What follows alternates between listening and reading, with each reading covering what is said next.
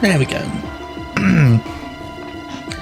Don't know why it takes so long for a scene to load in OBS, but oh well. Anyways, hello. Welcome to another stream where I develop Tempus Chronicle. My name is Redward Studio. So, yeah. I'm Redward Studio YouTube. Hello. It's reconnecting to YouTube. It's saying on OBS. It's... Okay, that's fine.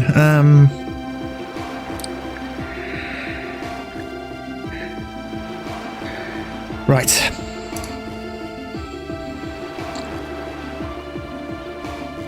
That's new game profile tutorial. Ah yes, the game bootstrapper. So today we're working on the new game sequence as before.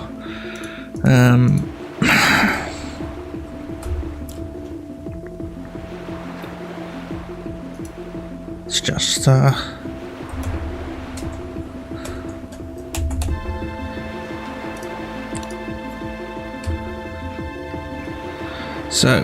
here it is. Well, new game sequence equals. Then we're trying to work out how I'm going to load a scene. Load a scene from the... Oh, for crying out loud, what's going on now? Hello, Visual Studio. You're drunk. Oh, give me a sec.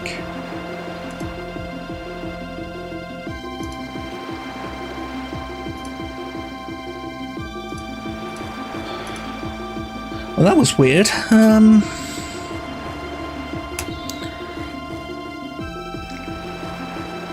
Right, I am having a bit of a caffeine rush because I've just downed a whole cup of coffee just before the stream because I'm being really tired, unfortunately, but oh well, this is the way things go sometimes. So I need to load a scene via addressable. However, hang on, let me...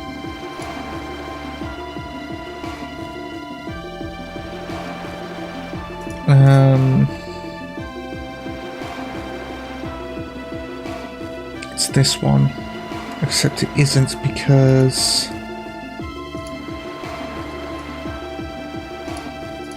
no, is something showing? Hang on, give me a second.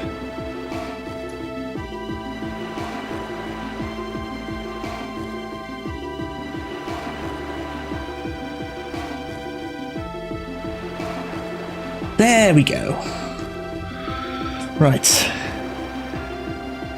Now I have the actual scene that's my left monitor on, and so yeah, let's take a look. Have a look at what our addressables are. So, oops, flashbang. Unity, addressables, load scene. So I've got load scene async here. I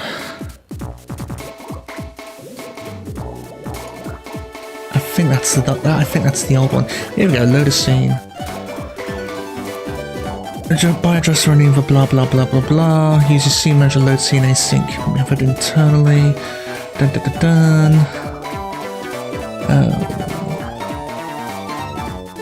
Thing is, we're gonna need to keep a reference to this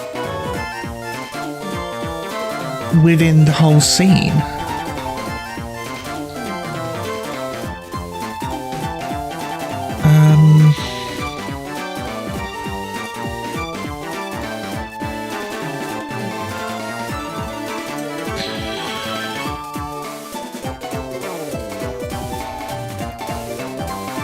Right. Yeah, I really should have thought of this before I started the stream. Oh, this has gone on to we've gotten off to a flying start, haven't we? I just can't wait for the weekend and I can play games.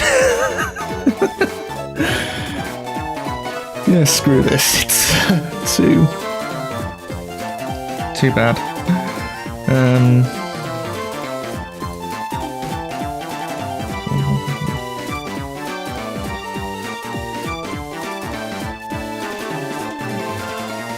Hang on, I need to respond to a message on Discord. Okay. Hang on.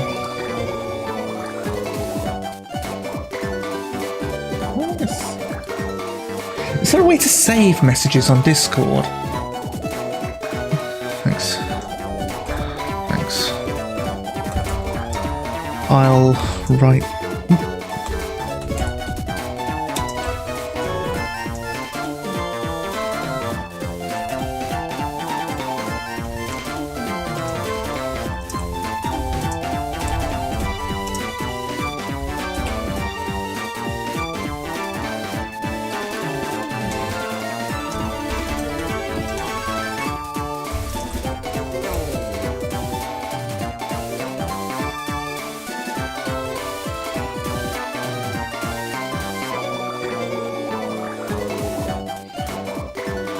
Right.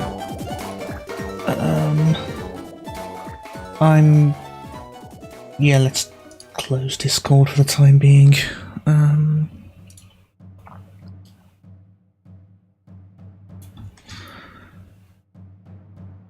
So you can use addressables in this scene like any other. How do I... Okay, so what I'm trying to do is that I'm trying to get a scene. This new game sequence This new game sequence is a scene. I want to load it, and then I want to pass that into the dungeon. So we know that the dungeon is in a new game sequence, and then all the behavior terms, so the things, you know, compartmentalized. However, the main problem is this right here. The load handle isn't going to be preserved alongside the scene, unless if I make a very micro class, say new game sequence loader, and that holds the addressable thing. Can a scene hold an async operation handle to itself?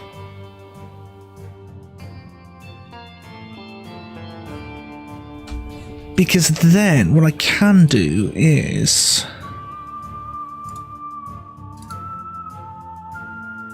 if I put the new game sequence in here, so the game loader, this is new game is true. This new game sequence gets loaded. Unless I probably want to load it the old-fashioned way. Can I do that?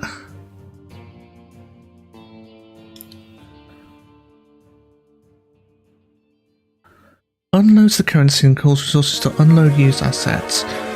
Refer to releasing addressable assets for that. Oh, actually.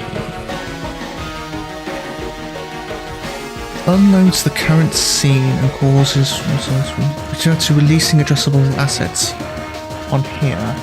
Oh no, wait, you can't see it. Uses reference counter to check blah blah blah blah blah. And when you unload a scene, the asset bundle this belongs to is unloaded. This unloads assets. Unload scene, including any game objects, move automatically calls unload unused assets. When it loads a scene with that. To prevent it from being unloaded, keep a reference to the scene load operation handle until you want to unload the scene manually.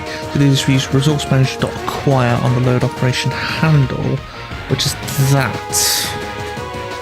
But I don't destroy, unload, and don't unload unused asset. Don't work. Individual addressables in the operation handles that you have separately aren't released. You must call addressables.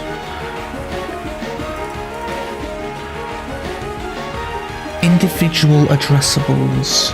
You must call addressables released to free the assets. The exception is that any addressable assets that you instantiate using instantiate async with track and assets to do, they are automatically released. Right. Unity addressables unload scene.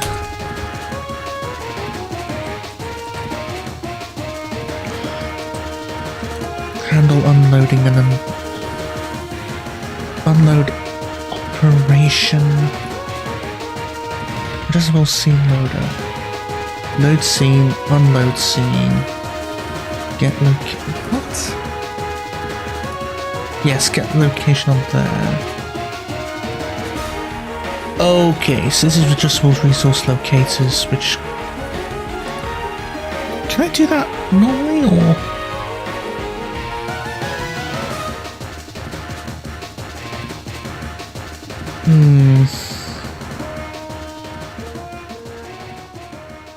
How it works if scene will be uploaded in bundle loaded to server. Use the adjustable scene to get the scene's location so it will work in the scenario you describe. When you load assets async.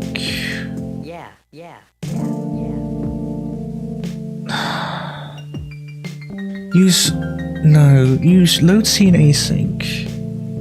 To unload a scene, use addressables unload scene async or open a new scene in singles mode. You can open a new scene by using the addressables interface or using cmanager.load scene.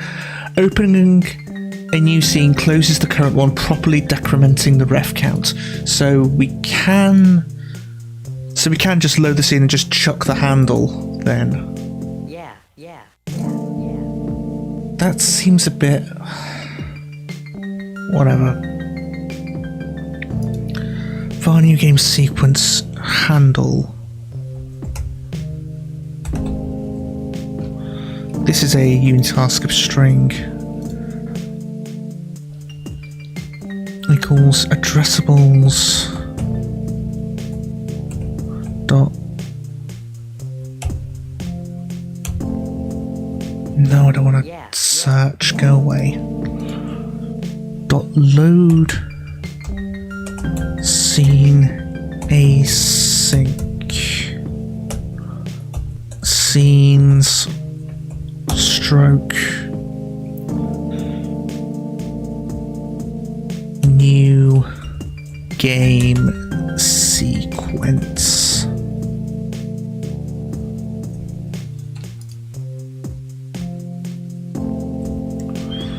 If I go under here, addressable. Scenes new game sequence dot unity.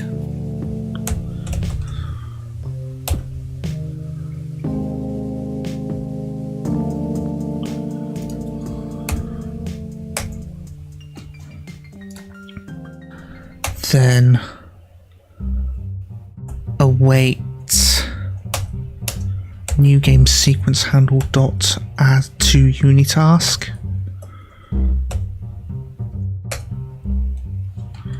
What is that? Is it a 2 or? No. 2 unitask. Await that.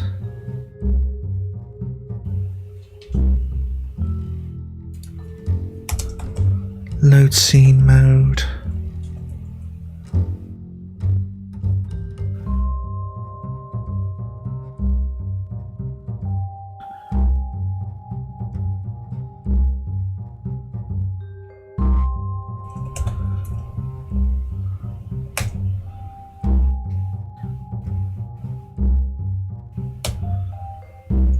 Get rid of that.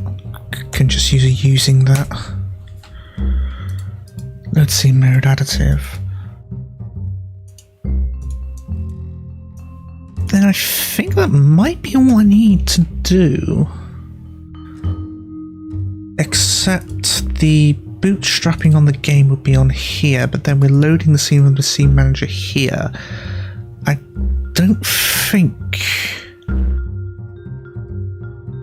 we'll want to do that. Or we could, I suppose.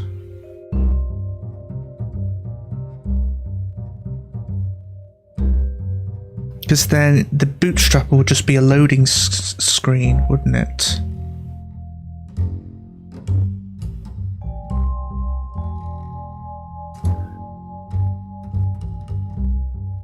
It's this load scene async.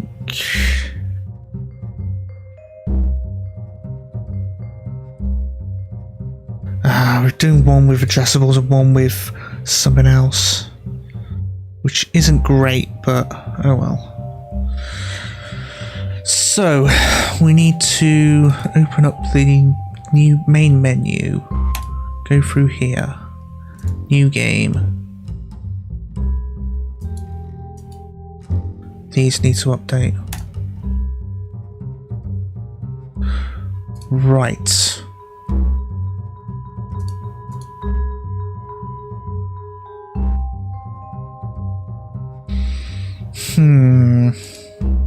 We've got the game timer, delayed action manager, which is not that. Staging area is on here. So we've... Okay, so we've got our loaded game, but then...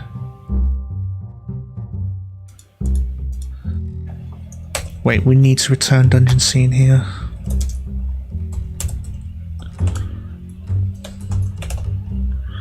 We need to load the scene on here and then unload the current scene bootstrapper. So yes, the...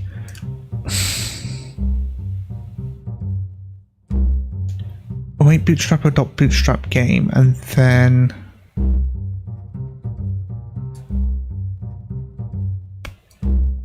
Oh, this is annoying.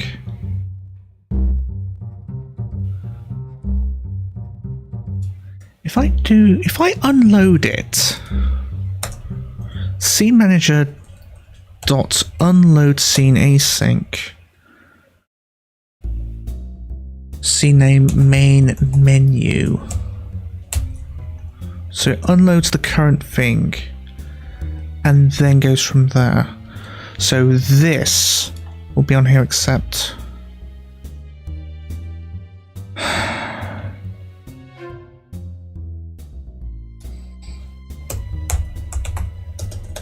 oh no, you can only do that with unitasks. Next scene is on here, and then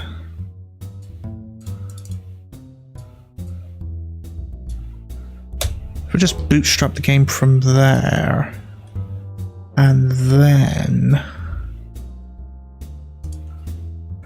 that's done. So this gets loaded in. Then debug log to do load dungeon in new game sequence,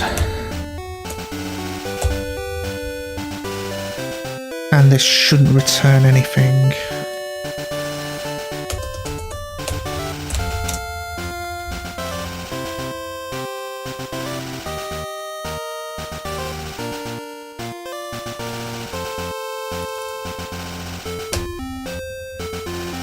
No, we do need to await that, so async uni task void bootstrap game dot forget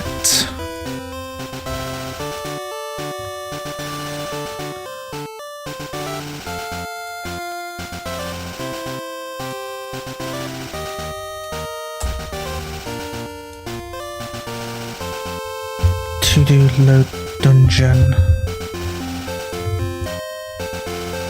to do load staging area.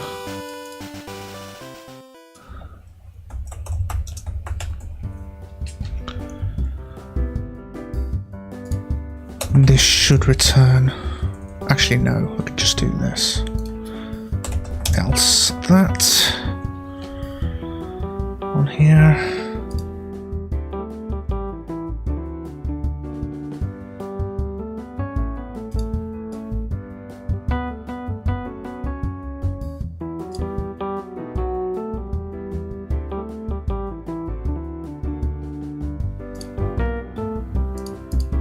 Okay.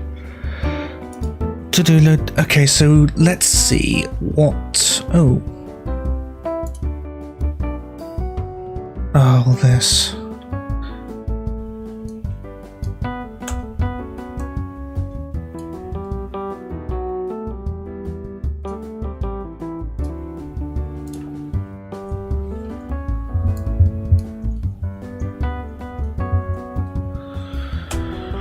Right, let's see what goes on.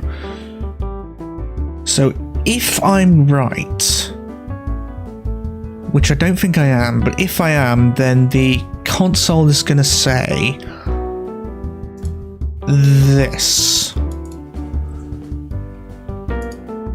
And the main menu will be unloaded.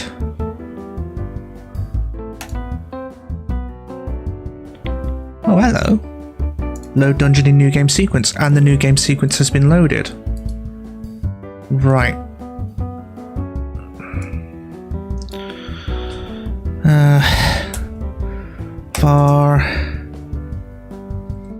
If we've unloaded the game, so if we unload the new menu, then we can just need to unload this game bootstrapper as well. Var dungeon sequence handle equals addressables load scene async scene slash dungeon scene dot unity load scene mode dot additive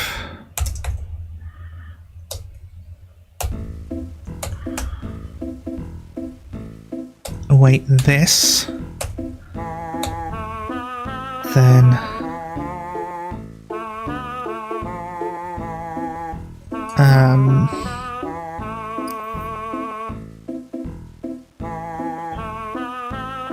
so that's loaded, and then when it's so something we need to query something in the dungeon scene just to test it that it's actually been loaded.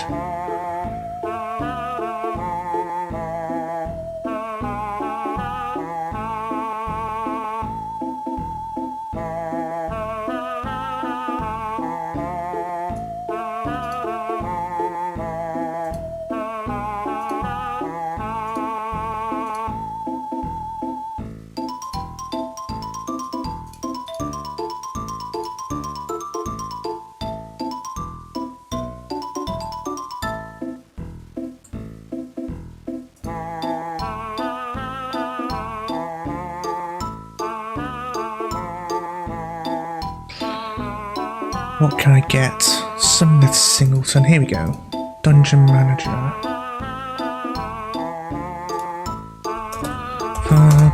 Dungeon Manager equals find any object by type Dungeon Manager. Dungeon Manager dot play debug.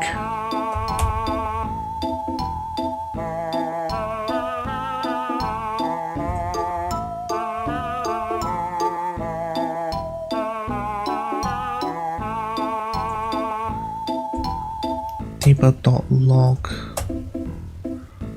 dungeon manager dot game object dot name. So that should send dungeon manager in camel case to the console.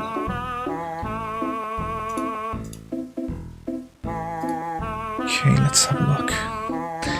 And then we need to work out what the start is going to be.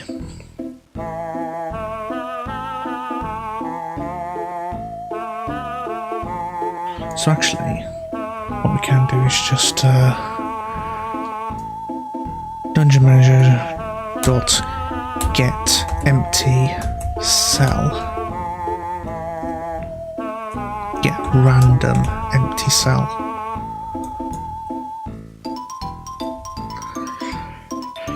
And because we've set the random number generator to that, and then this is always going to be the first thing that's called after the dungeon has been generated, I reckon.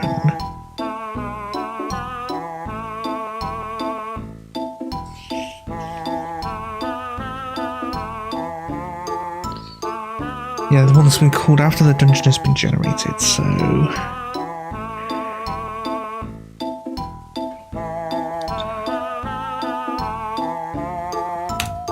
Okay, we'll generate this method.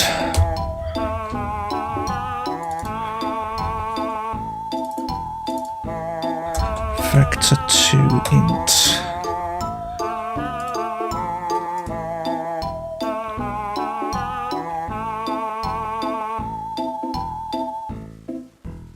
It's floor movement graph.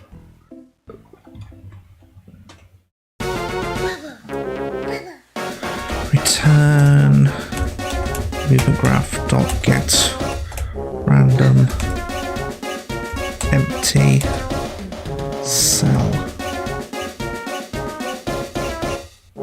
Not run cell.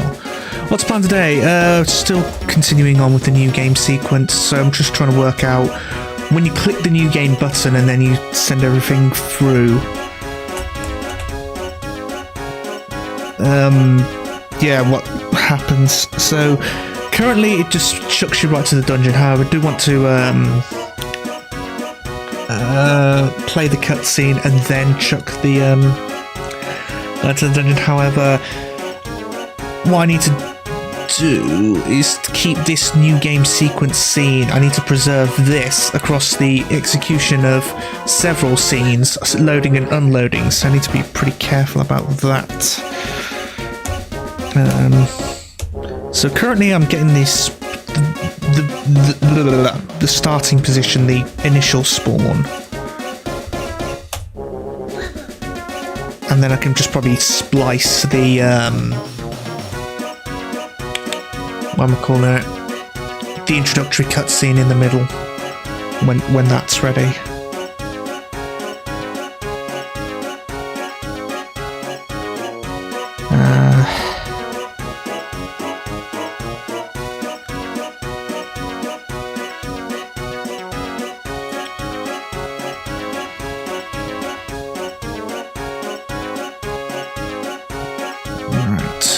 Var attempts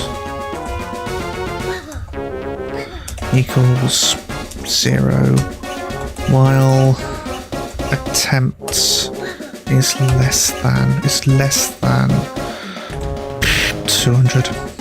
Now we'll call this max attempts. Max random cell attempts. Oops. So yeah, this is fairly complicated. Just before you popped in, I was working out how to handle these async operation handles when we were loading stuff with the addressable system, and it turns out you don't have to do that at all, because when you unload a scene, well, when you go to a scene, yeah, when you unload a scene, the addressable handle, whatever you want to call it, that gets unloaded automatically, so that's awfully convenient. So while the attempt is less than maximum random cell attempts,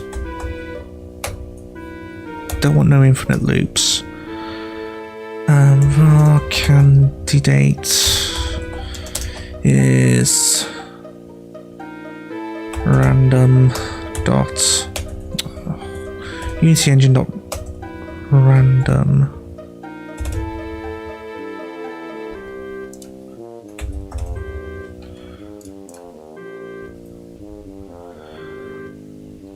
this will be solidity map dot get length 0 solidity map dot get length 1,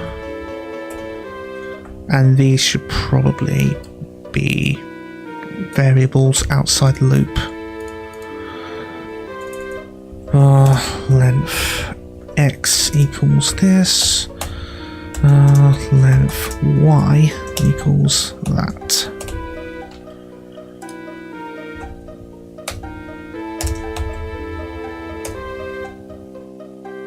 There we go. Unity engine dot random dot range length x comma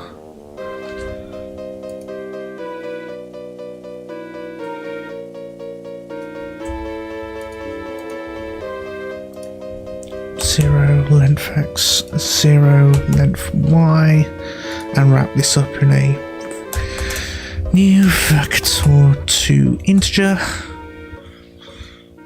Bloop.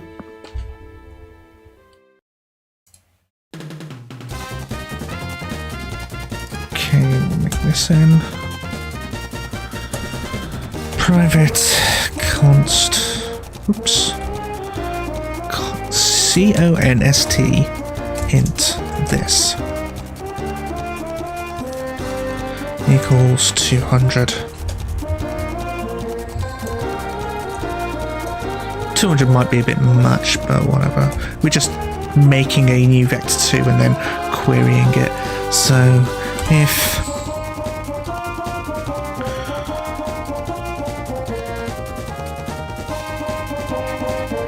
solidity map, or rather is cell movable, technically it should say traversable, but I'm not splitting hairs on that.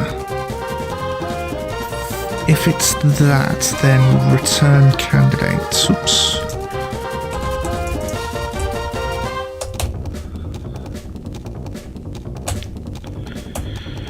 Right, so we haven't found one, but we do need to return something. So if we can't find one after 200, we just return the first one. So for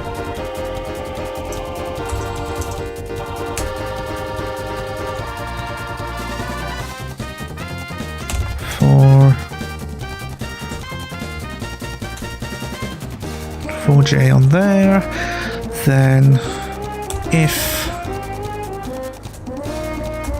candidate equals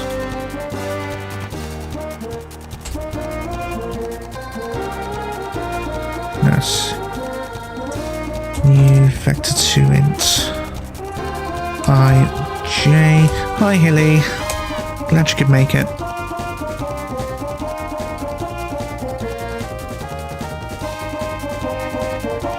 Var candidate equals new that, and then if is cell movable candidate.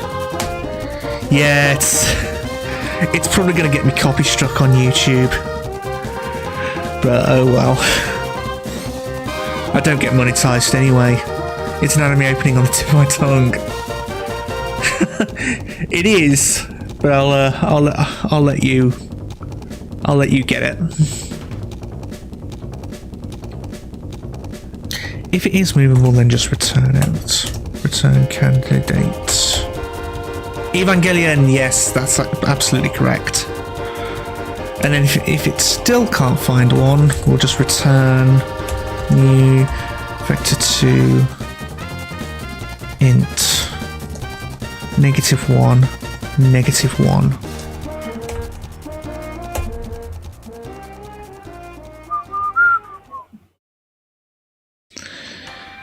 Yeah, I thought when the dudes you don't go after game covers, you'd be surprised. If you get copy struck, it can say video uses this song's melody, and that's how they get you. But yeah, I have had it happen before with same thing with the same sound front, you know, Pokemon Fire Red sound front, but with Queen's We Are the Champions, that got copy hit. So I mean, I'm probably gonna have to go into the stream and take a look at it. Yeah, they cracked down on it, YouTube. They I think on their AI bots just check if they're using the melody of a song that's in their, you know, copy database, whatever you want to call it, and then go from there. So yeah, if you can sing something if you can sing it that well, that's probably gonna, even if you do it a cappella, then that's how they can still draw a hit.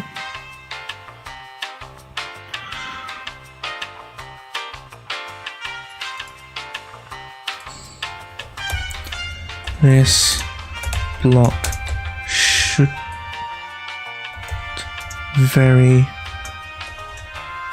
rarely be hit. YT's content ID system is pretty effective at its job. Yeah, that's what I've noticed.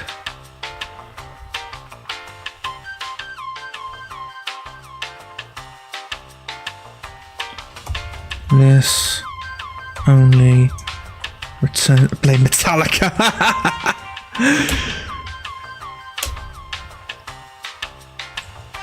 If there are no traversable, which does not have an E in it, cells. Yeah, I'm gonna call this traversable. Keep it in line with get random traversable cell. Yeah, I've seen that episode of South Park where that's very worse given how often copyright trolls claim a terrible techno arrangement of a piece of classical music is the original. Well, yeah, they they do detect melodies, so I can kind of understand why they'd do that.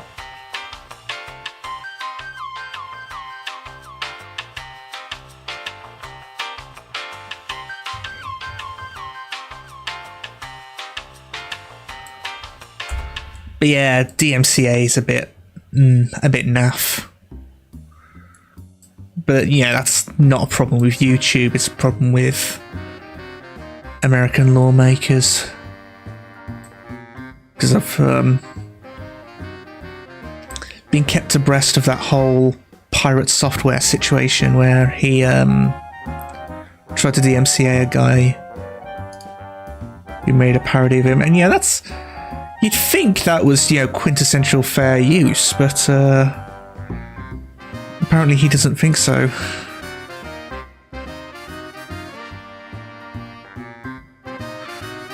Right. There's a player party state manager upload. Oh, here we go. Yes.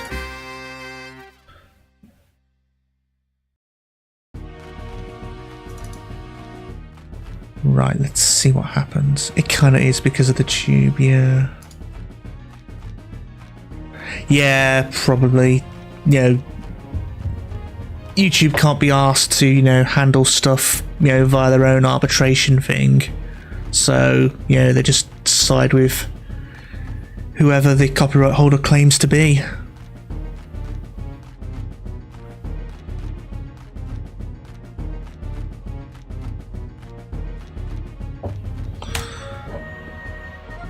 Right, I need to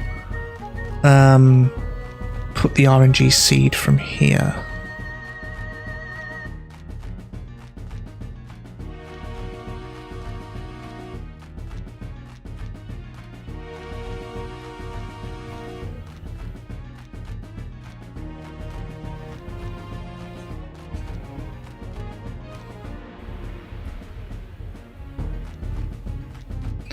I think I should probably just leave this as I should probably just put this as RNG seed rather than programmable name. Actually, there's because they put a simple filter over it.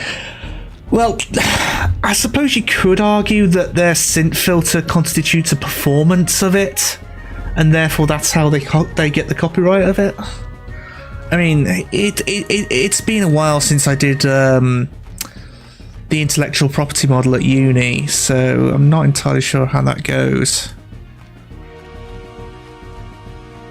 No key. Oh, of course.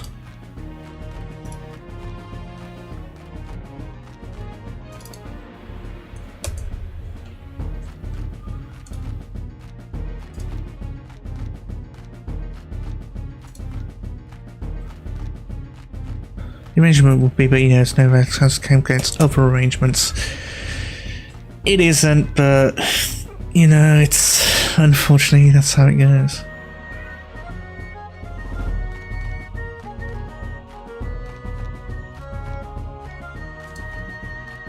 Yeah, that's just a shortcoming of it. And like I said, if you want to take YouTube to court or take the you know, the guy who's claiming it to court. Well, first of all, you're gonna have to know who the guy is. Second of all, what's that? Oh my giddy aunt, what's going on? Okay, so the player dropper awake, which has player dungeon symbol because I know. Oh right. Yeah, I think I know what's happening here.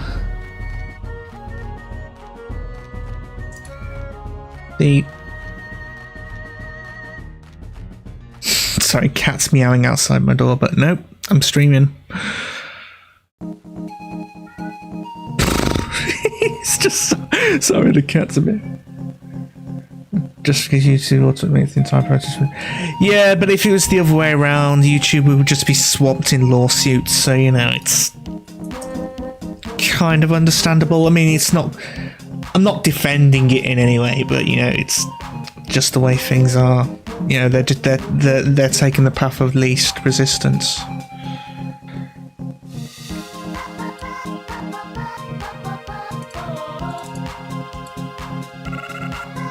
Yeah, I mean, it sucks, but oh well. Right, so if you load the dungeon scene first, that has everything in the something, but then the new game sequence. But if we're splicing in the cutscene, we'll need to.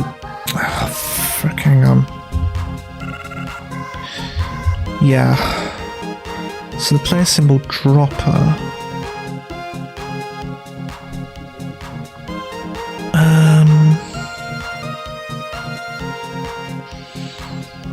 How does this new game sequence look?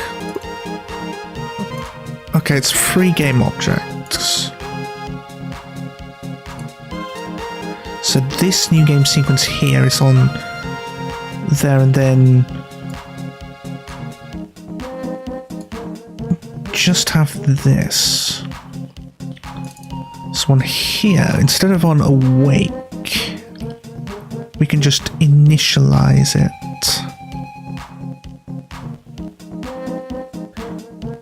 She be on records, burned by it. Someone stole their music, and I haven't heard of that case, unfortunately.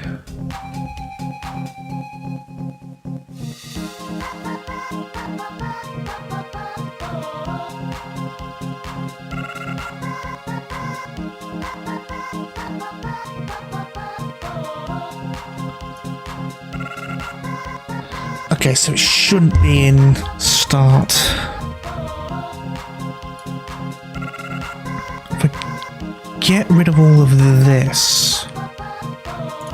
Actually, no, you just put public void start drop.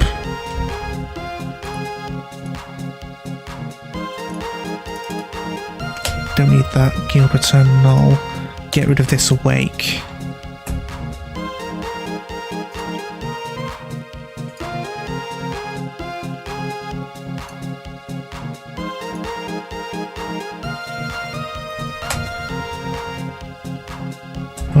Dropper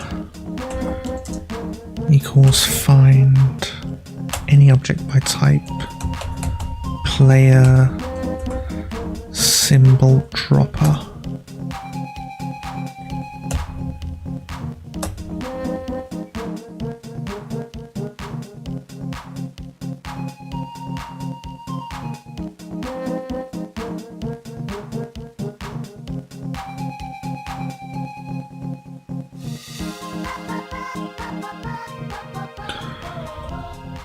Dropper dot start drop.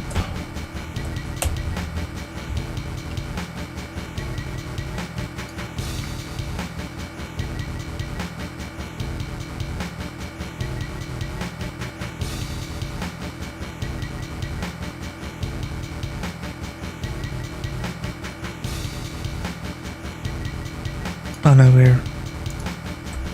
this is the new game sequence, not the main menu. My bad. Main menu.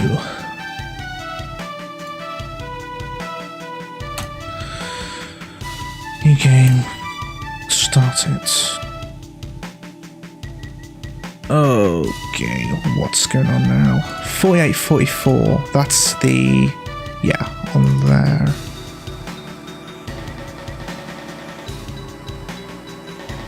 Find any object by type player symbol dropper, but then the player symbol dropper is right here. So why isn't it being loaded? We were waiting the thing to be loaded. But then... oh no, wait, this is somewhere else. Player dungeon symbol hasn't been... of course it hasn't been initialized. Player dungeon symbol equals find any object by type player dungeon symbol.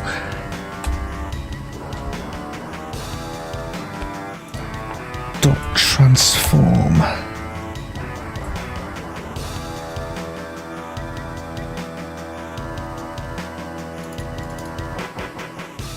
I don't like this.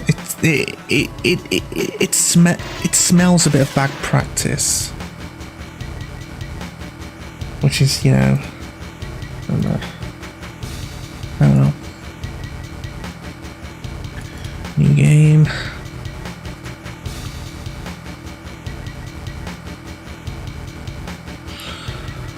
Right, so I'm guessing that the dungeon entities, player dungeon symbol, that's at 0.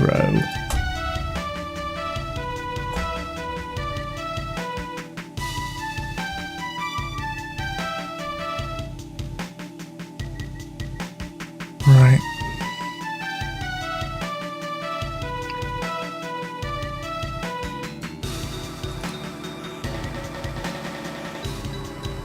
I just plonk. I just forcibly move us into the... nah, that's not right. That's not going to work because it still needs to update the usable moves, and there's still none here. They're still using the defaults on here, so that's odd. But the new game sequence is in the scene. We just need to load it.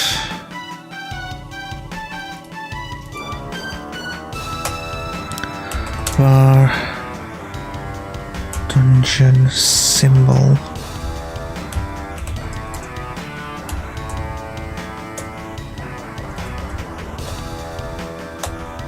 Player dungeon symbol. Dungeon symbol. Dot warp. No. Dot get component. Movable behavior. Dungeon symbol dot warp to this.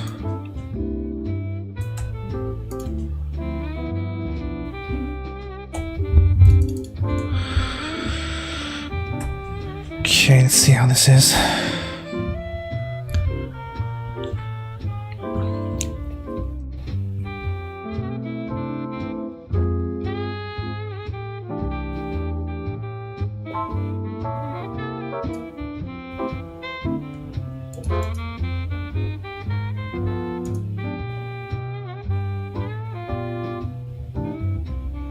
There we go. That actually looks... hang on, let's just check if we can move right. We can.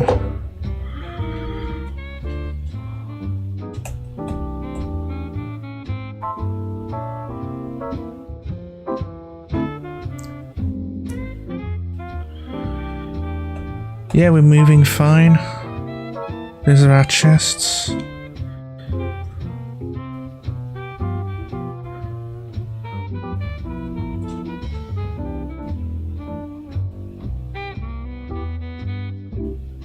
Obviously we need to actually spawn monsters in.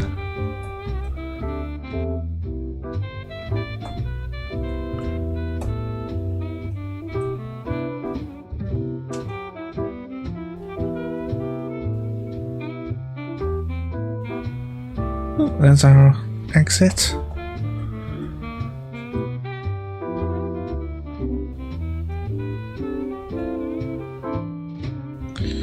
But yeah, the new game sequence is on that right.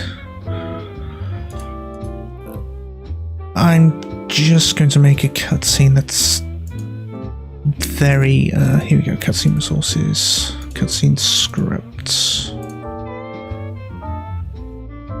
Call this intro.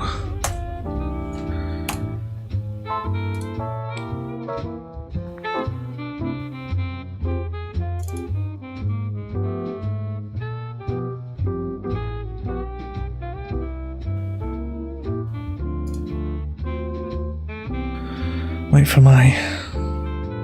There we go. Right, and now you can see what this thing actually looks like under the hood.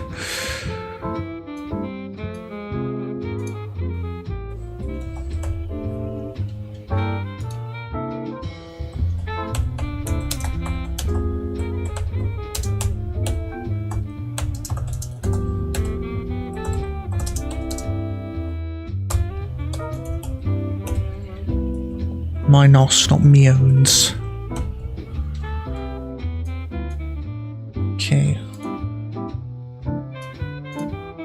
So all of this actually we could just delete. Actually no. Doop. Delete these rows.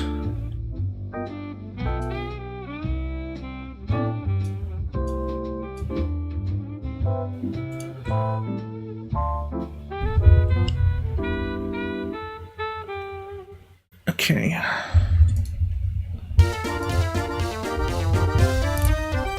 Flash cutscene script, flashback, cutscene script, intro.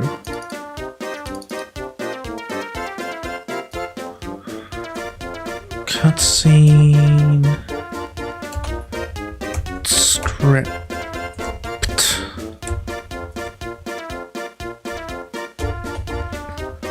On new game.csv.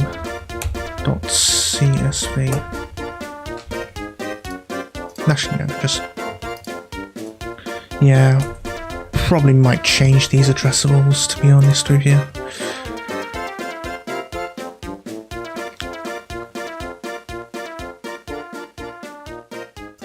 Right, we can get rid of all this.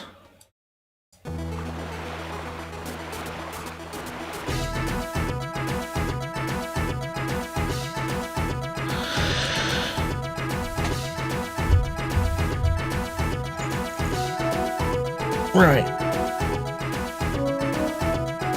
The cutscenes unload themselves as soon as they're finished. However, that means that when they change to the scene, it's on single mode, which means that the new game sequence, you know, the thing that handles the dropping down and the actual not causing a game over if you get defeated and instead going into this other cutscene, that's not going... That's not gonna work. No, hang on.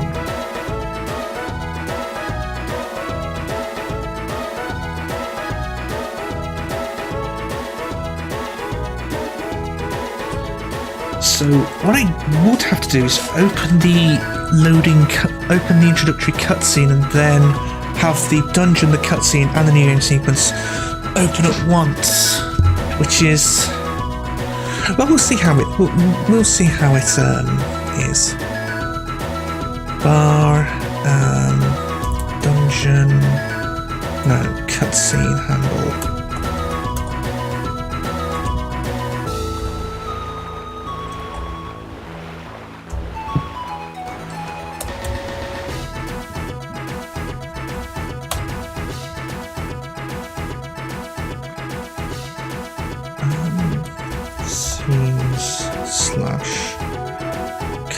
Scenes/cutscene.unity.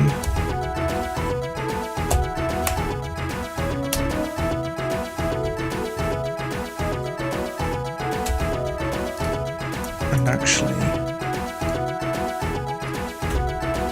instead of loading them one by one, I'm going to load them asynchronously and just wait for all of them to be done.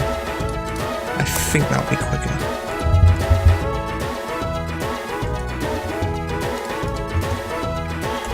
await unitask dot all when all.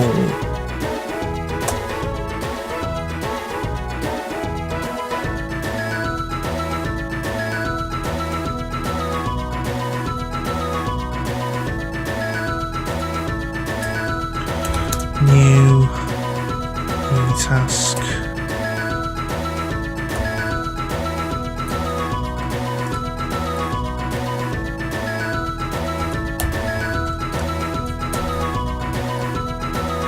can I do this? If I get rid of the awaits, that might help. Yeah, that looks alright. Then await that unitask and then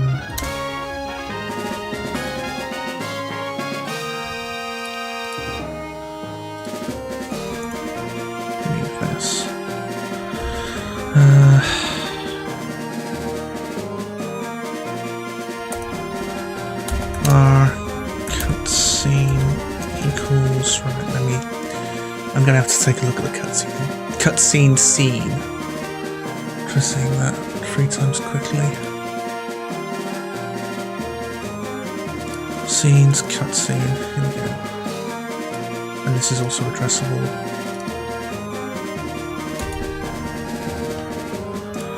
Right.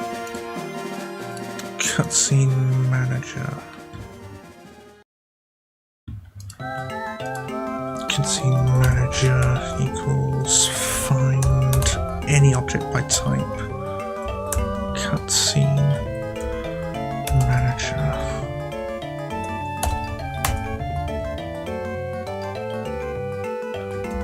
Cutscene manager dot.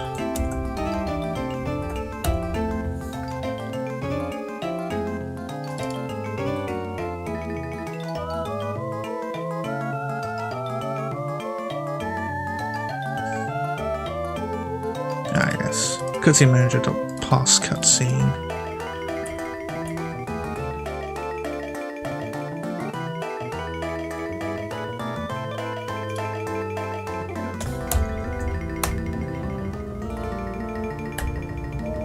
Cutscene slash script.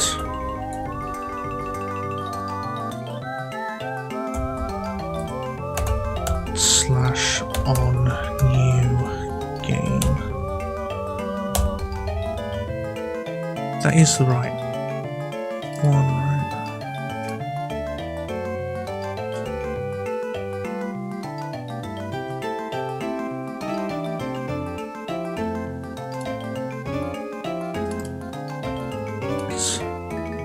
Oh, need to put the whole underscores in. That's fine. Plotting.manager pass cutscene on there. I think then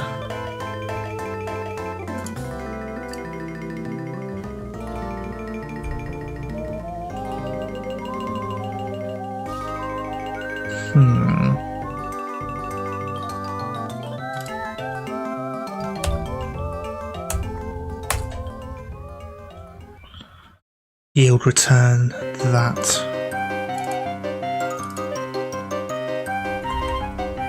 Pass coroutine.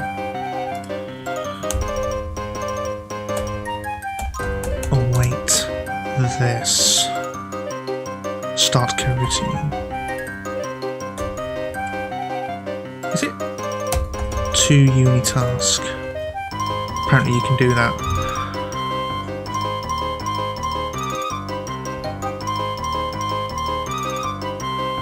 Do I have to go start coroutine as well?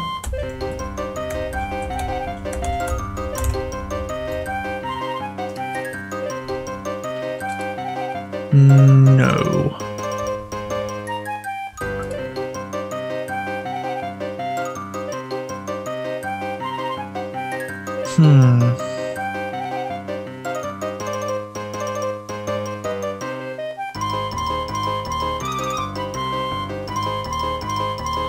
Yeah, trying to use these unitasks and coroutines is going to be bit of a problem, but I don't know. I'll just put this here as it says debug.log. Playing cutscene address.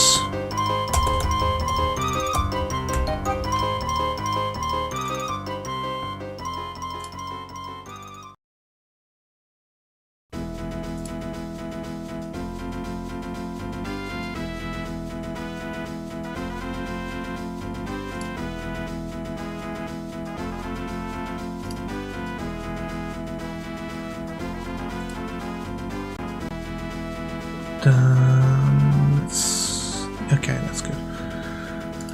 Alright.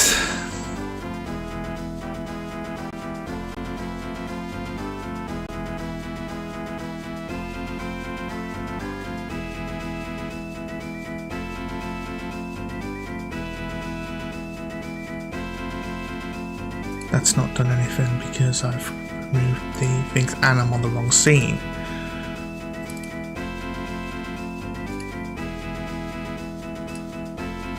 New game, start. Okay. We've got the cutscene on here.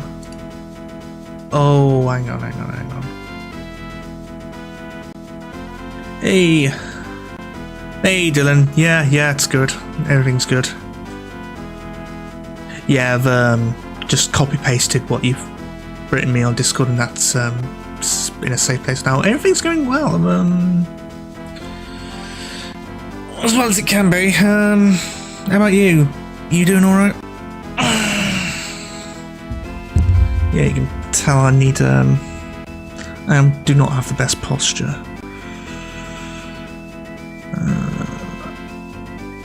So play cutscene on there. Oh no, it does put you in here, but then it just unloads everything else. Oh, of course. I'm a dum-dum.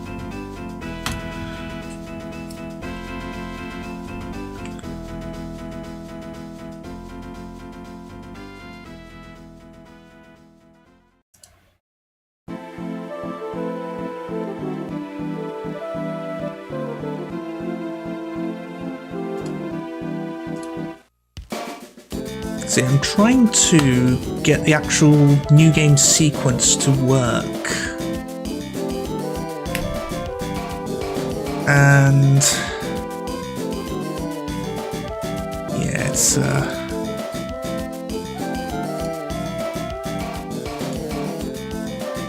okay, so we have a problem. There's more than one audio listener in the scene, as you can tell by it completely flooding the chatbot. The chatbot? The console. What's what I want to say? Cutscene manager show text. Index outside the bounds of the array. What? Args 3. Oh, right. Zenith project. Hang on, I'll look that up.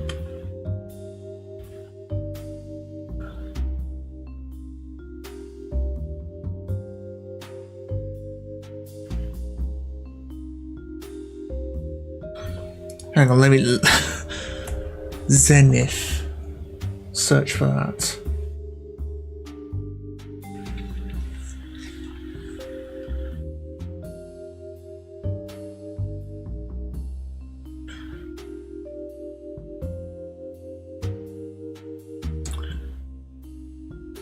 Oh. Yeah, I tried to control F Zenith, but I didn't find it. Is it the Gargoyle guy, the Mortal Kombat character?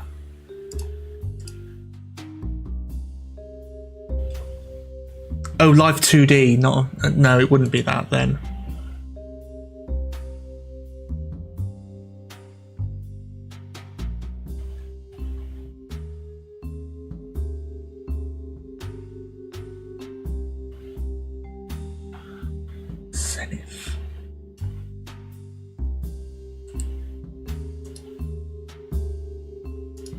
Did I make a comment on it? I don't know.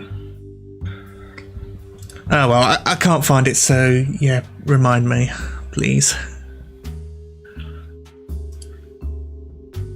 Actually, you can probably just tell me what it was on Discord if you don't know.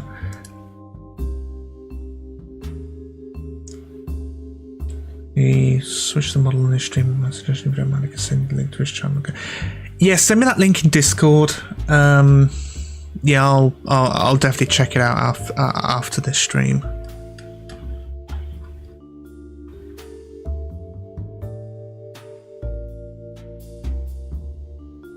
Right.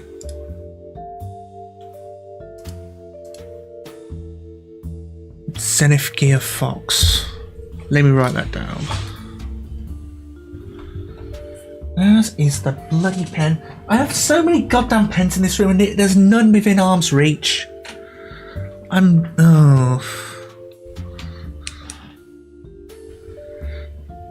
Zenith Gear Fox. There we go. Yeah, I'll check him out. I'll check him out afterwards.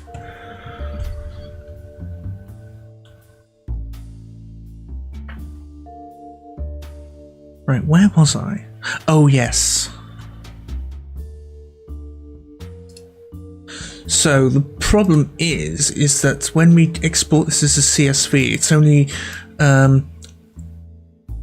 it's only doing these things. So if I put ID param 0 param 1, that'll force these lines to be put in. If that makes sense. Put into the CSV.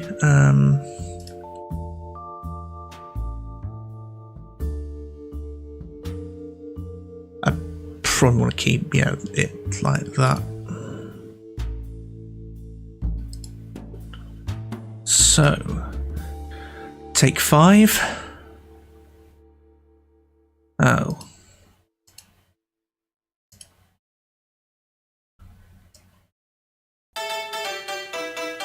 Oh.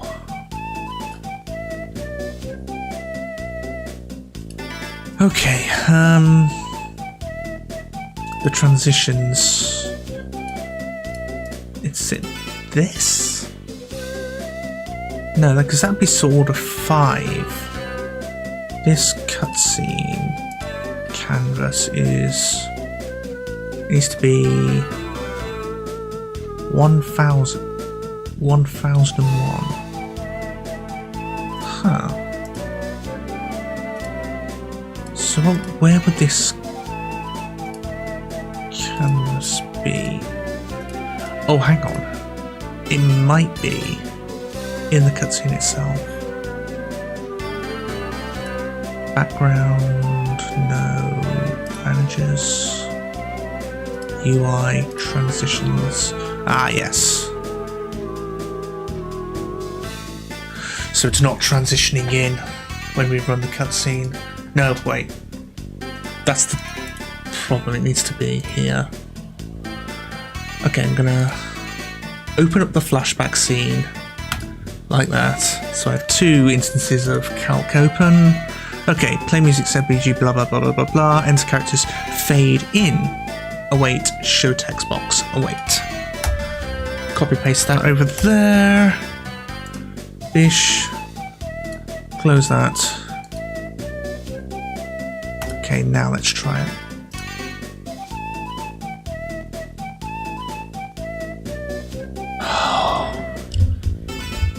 Still nothing.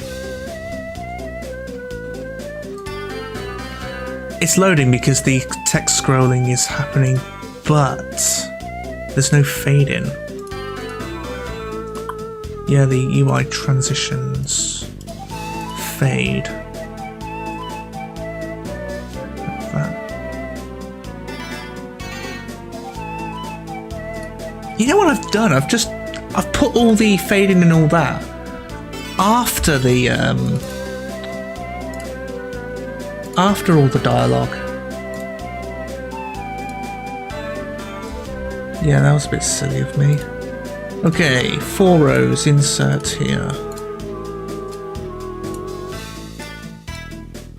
Bish, bish, bish, bosh. On there.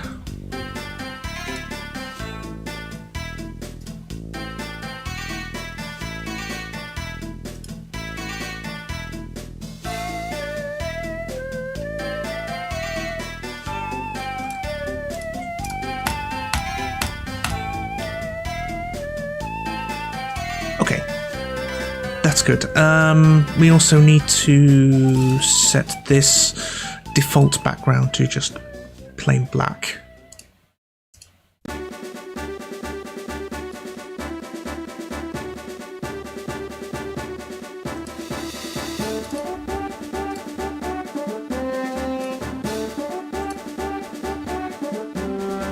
Yeah, choose that.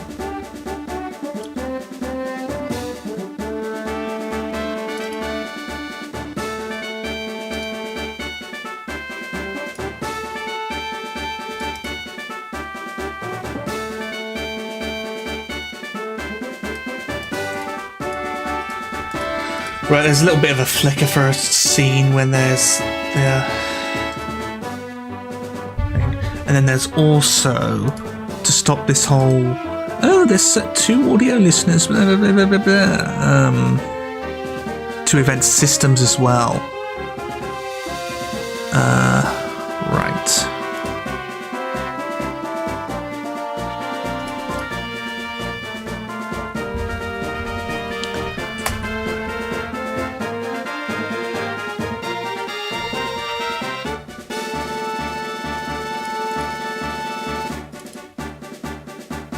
Cutscene. Then we need to find game object by name. So what we need to do is that we need to disable this event system and the main camera. And we need to make okay. If I put this as cutscene camera. Cutscene event system.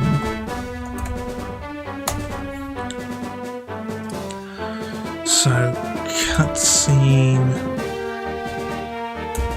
No, it's find object. Have you checked out or I look at it? I'm gonna look at it after the stream.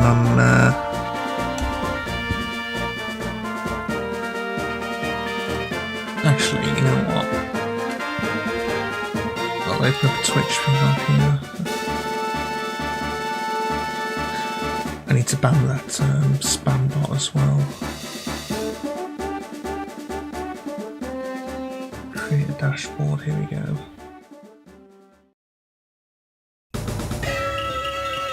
Actually, I can just type in Twitch.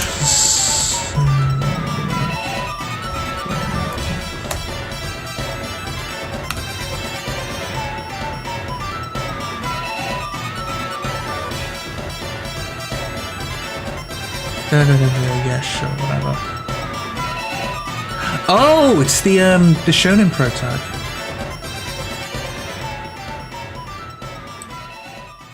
Yeah, I'll have to catch a VOD of that.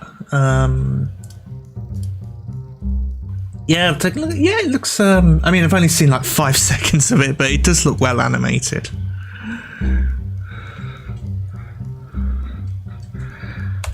Yeah, said I'd watch it after streaming, then I instantly went back on that. Oh dear. Game object dot find cutscene camera.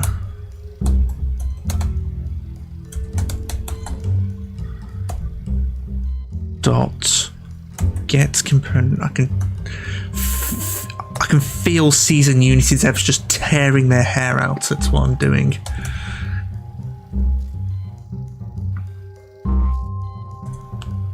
Event system.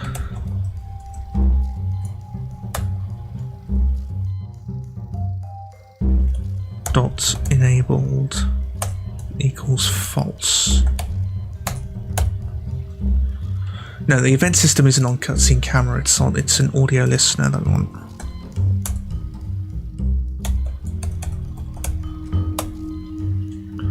Fortunately, this has only been done on once per playthrough, so I feel like I can get away with it.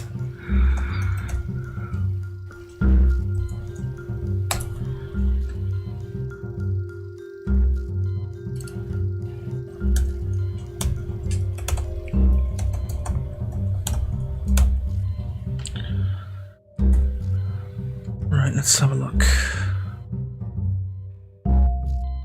Save this scene and then...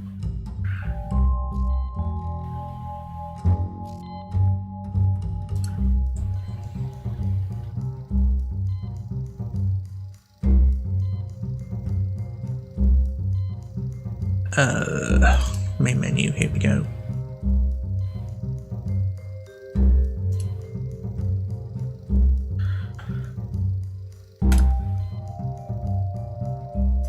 Right, that should stop the... Oh. Nope, it's still going on even though I've set them to... I have set them to disable, right? No, I haven't. Huh.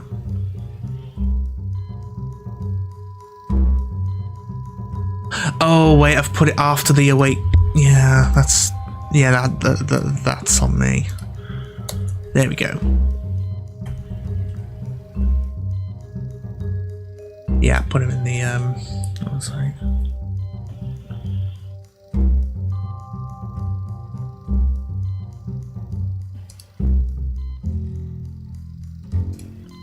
No, I don't want a load scene, I want a new game.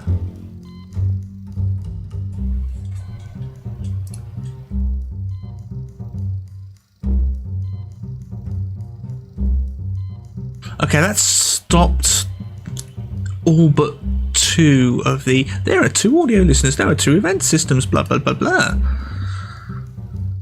There can only be 1 active event system. Okay, but there is now. Okay. Cutscene. There should be an event that that plays when we finished it.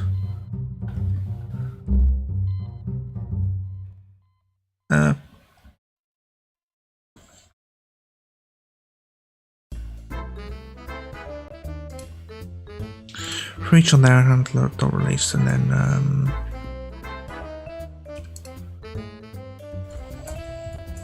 is there a Unity event? No, there isn't.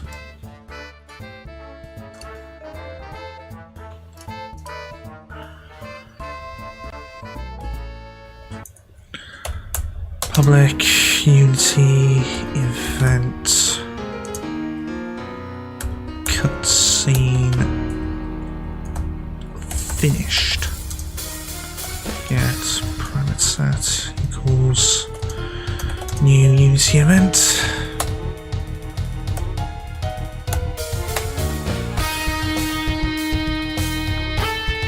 And then at the end it would be... The thing is, this runs on coroutines. Wait a minute. We can just await on here and then... Oh well, we can have this, we can have both, that's fine. Cut scene finished dot invoke. Yeah, so I think we've already done that. We have already done that. Await that unitask.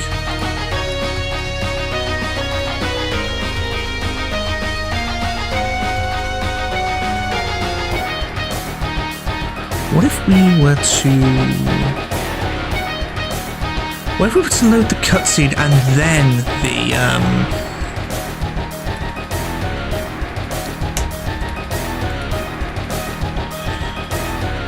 await cutscene handle.unitask, and then move all of this in here.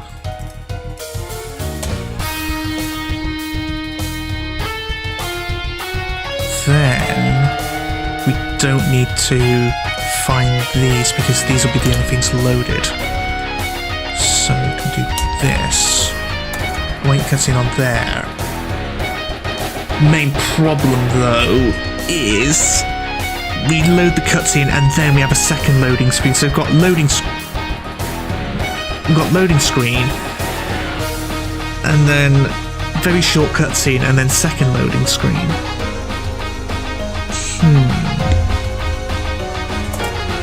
Wake cutscene past recurring routine, and then addressables dot unload scene async cutscene handle. Can I await that? I can.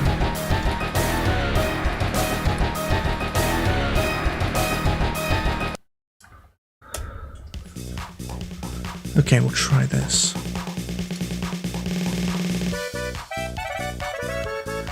Hello, Claruga.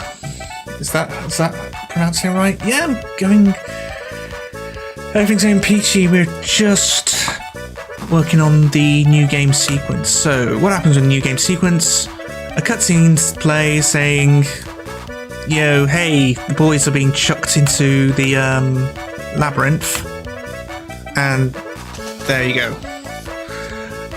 The thing is, this is a special case, so I've had to write so much stuff, and then you've also got this new game sequence here. So the next part is to, well, first of all, set all of these up properly. Then, yeah, set all of these up properly so the actual portraits are showing. And then, on the first,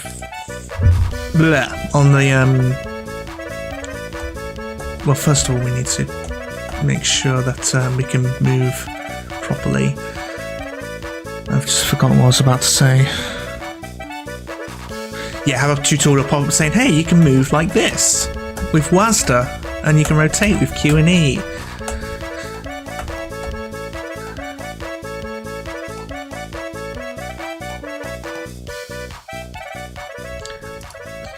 So, we need to work out this.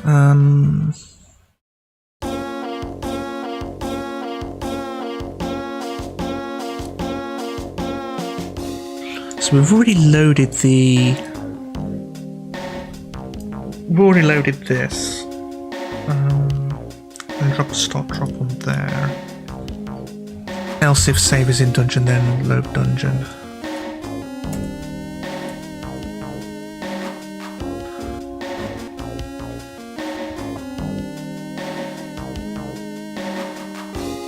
Okay, hide text box, and then fade out for the cutscene. Put that there, so we don't just have this jarring transition from the one sort of early dungeon crawling RPGs. Yeah, it's based on Etrian Odyssey. So all the dungeon floors are procedurally generated. Oh. Yeah, all the floors are procedurally generated, and that's caused a lot of headaches because this tutorial floor is also procedurally generated, so we need to find out, well, where can I drop the player? Where can I drop it? What happens if they get killed, you know, before they get to the staging area, that sort of thing. So, but, you know, one problem at a time. First of all, we actually need to populate these with the boys' actual portraits. And I think the main problem is that the player party state isn't being loaded.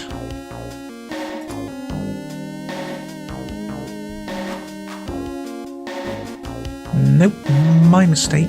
It is.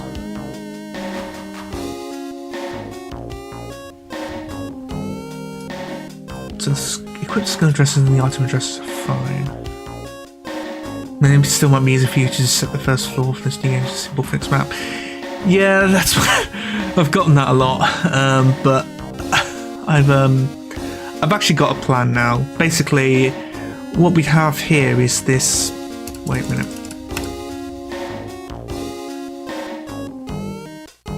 What we have here is this scene that's loaded in the background called New Game Sequence, and this basically handles everything to do with the New Game Sequence and basically unloads itself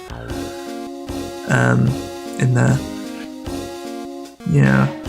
So what happens actually is if the player wipes before they start for real, an alternate cutscene plays where they get saved by the denizens of the staging area called Adito. It's Greek for sanctuary or sanctum or something like that. However, if you find the stairs to the next floor, you instead meet that same party. You meet the same people there. They're gathering flora even in the labyrinth, and that alternate cutscene plays. So you still end up at the staging area, depending on what happens. So it's railroading, but it's probably the needed kind of railroading.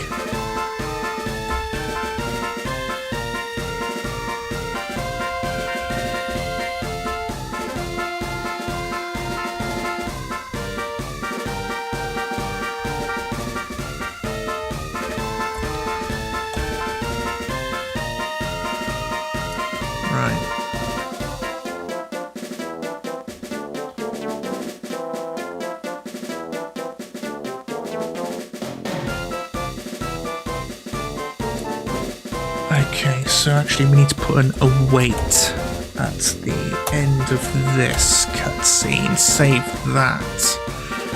Hopefully. Oh dear. There we go. And that display one no cameras rendering, that doesn't show in the final build, so yeah. But yeah, you get. I like it that the player gets dumped into the action pretty quick, and it gives that whole feeling of peril and crisis, because we've been chucked in here. They don't have any equipment, by the way. They get equipment when they go to the staging area. So this is basically a quick tutorial on movement in the dungeon. Let the player move around. And when they do get into a battle, they'll be heavily hinted to flee. Of course, I haven't implemented the fleeing mechanic yet, so that's probably the next thing to do. Right. And also,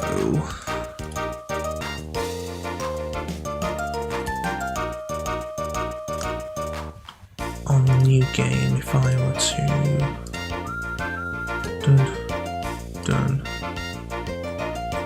change this profile name, and I'm going to move this to the bottom. So RNG seed input. Move this to the bottom. There's a horizontal layout group and all that, so done.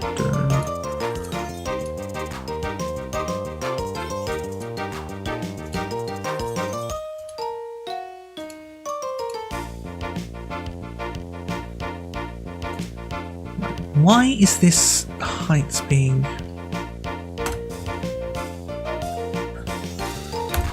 make a layout element. This minimum height on here, preferred height. Bring this way down.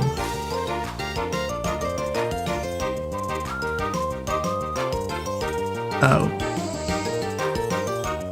Now just have its preferred height as 100. But it's still... I'll get my head around these layout groups, eventually. Okay, so if we force them to expand, that causes height 205, not 100. Ignore layout? No, that's not going to work.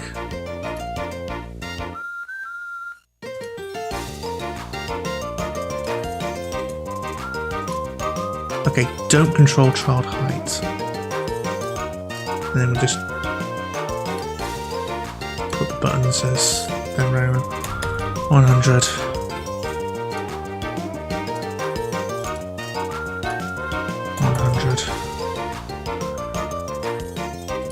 Problem is, however, hang on. Yeah, if I control the item height, then this gets spaced out for some reason. We need these buttons at the bottom, but the I think we need to put in a spacer.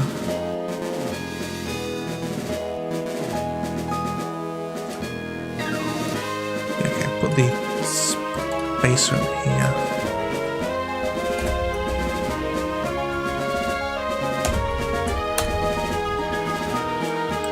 Spacer here, layout element, flexible height, 1. Yeah, that's causing an image and fix it me back. No problem, Dylan, no problem at all. Yeah, do what you gotta do. If I control source height on there, it still expands.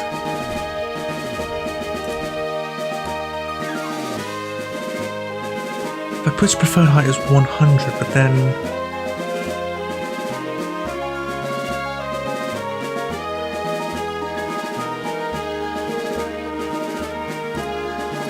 I'm not forcing the expansion in any way.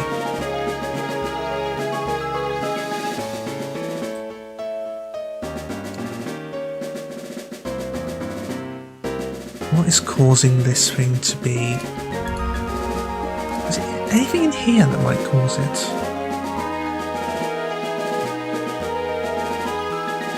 Oh, overflow. No, nothing that looks like it. These are all anchored to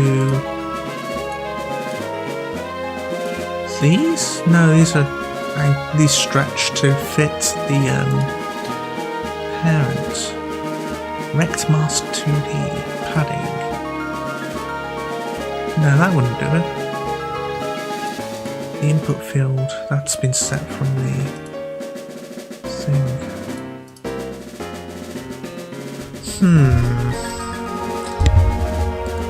Okay, fine, we'll just not control child size. Only the width.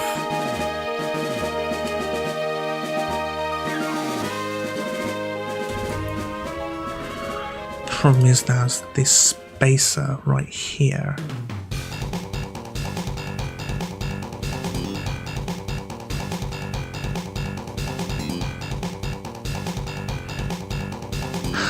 Hang on. If I put the spacer here, and then if I make new game content, which has here, we'll get rid of this local layout group. We'll add another one here.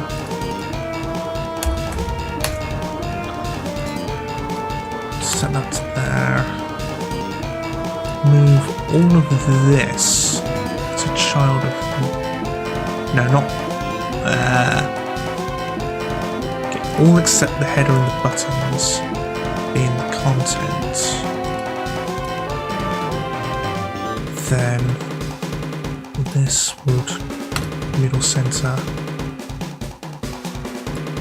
Get rid of this spacer here. Don't need it. But that causes everything to be spaced out. No, just don't force expand. Okay, don't control child sizes then.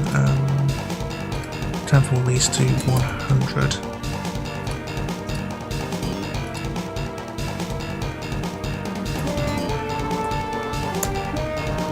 Yeah, try that. And then we can move this spacing to be 16. I'm gonna have 32. Okay, and then we'll change this to RNG seed. Seed has 2 E's, not 3. This middle center for force expand, preferred height. Okay, get rid of that.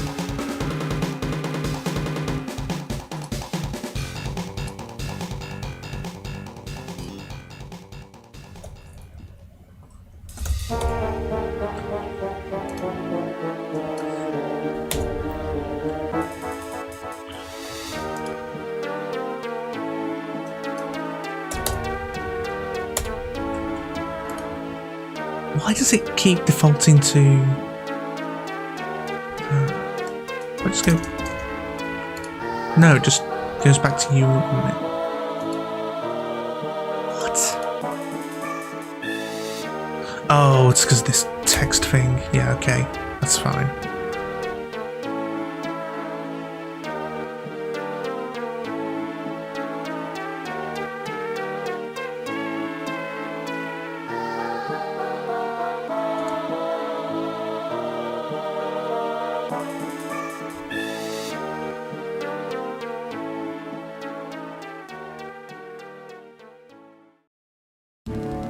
Right, how do I randomize the RNG? Like, reset it? Okay, bootstrap game, if it's new game,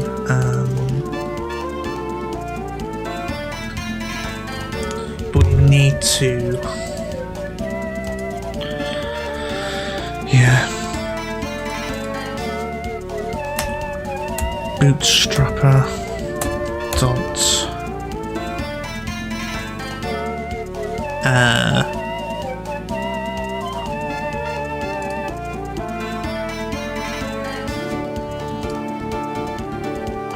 new game seed equals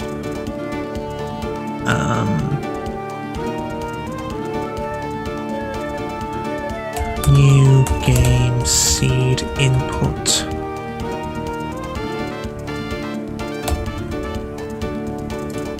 dot text.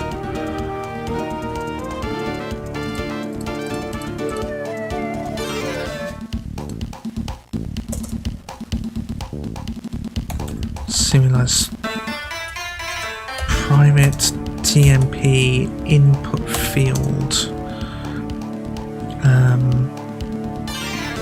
New game seed.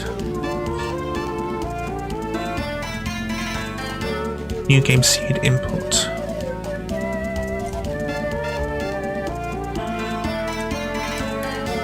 Generate this.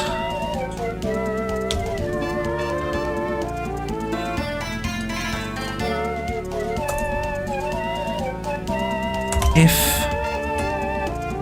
new game string dot is null or white space, no, null or empty.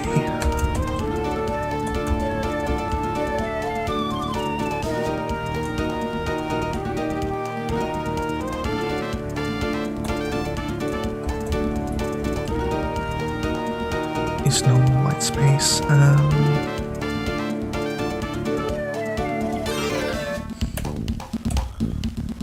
New game seed. We need to convert this string into an integer then. This is a capital S.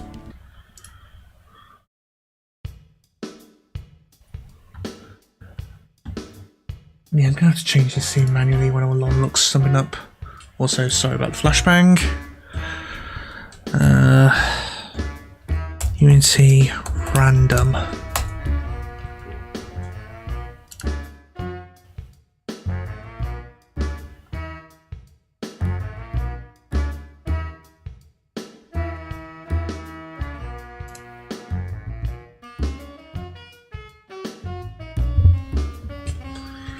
Random dot initial seed.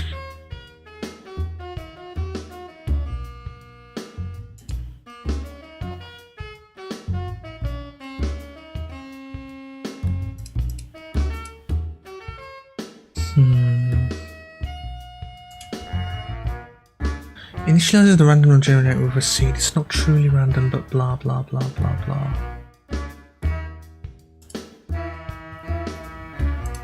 jump around in such a way that seed value, blah blah blah, randomly initialized at startup. See random or more if it. But if you want to randomize it later more, you can use red. Oh, okay.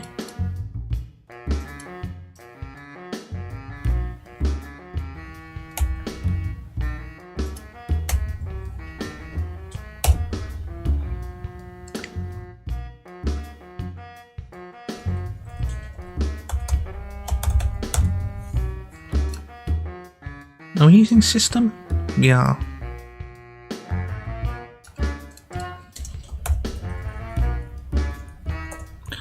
Unity engine dot random dot init state.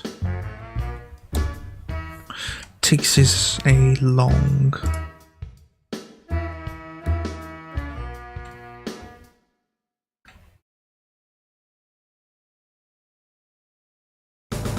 Oh yeah, because it gets casted to an integer. Get seed new game seed.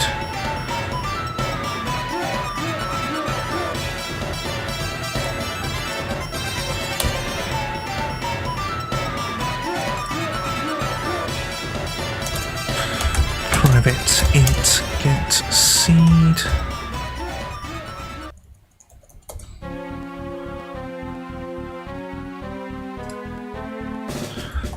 String seed string. Unity get string hash as int.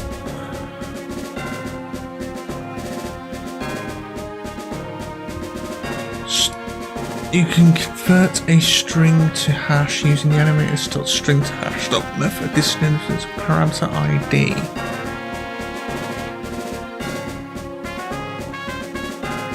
I should not use auto-manage the user keys due to potential instability across different runs or versions.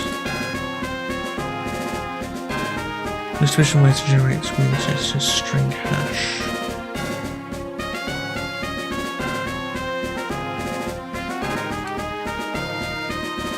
It's safe to string to hash using Unity.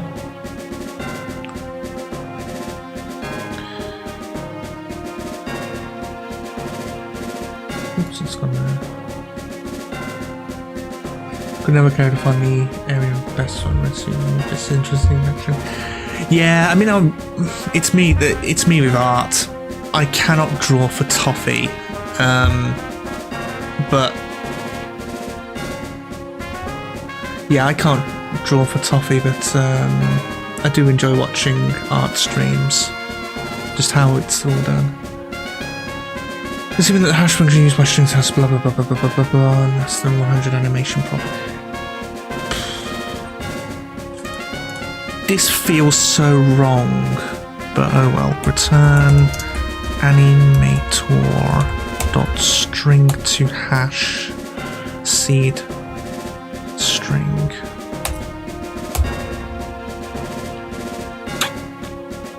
It's, yeah, I don't know. It looks so wrong going into animator when we're not doing anything to do with animation. But well, if it works, it works, I suppose.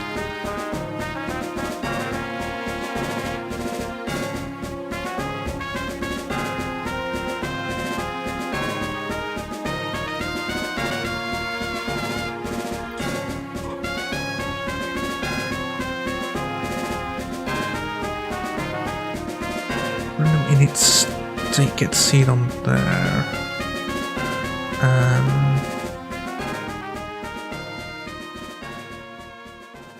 Right, so this should randomize the first floor.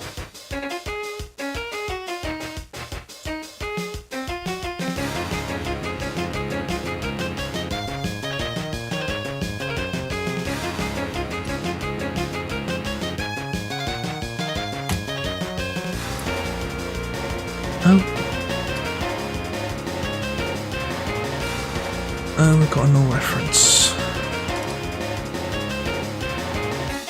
Oh, Yeah, of course.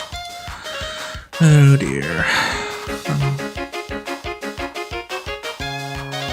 Definitely half asleep here. Where is... Ah, here we go, main menu. New game seed input is this. Oh, apparently it's not. Input field, here we go.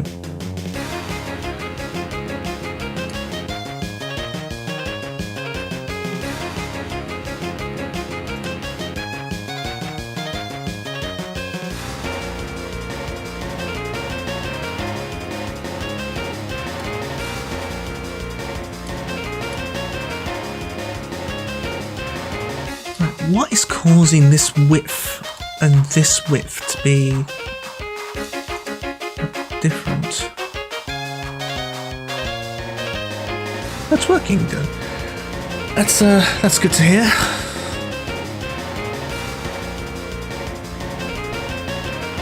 I've got them lined middle center, but they're still separate for whatever reason. This apparently wants to have all of the width.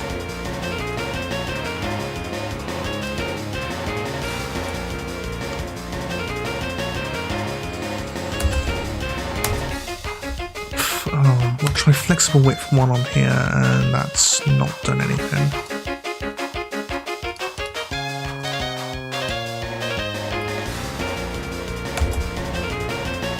Layout element, flexible width 1.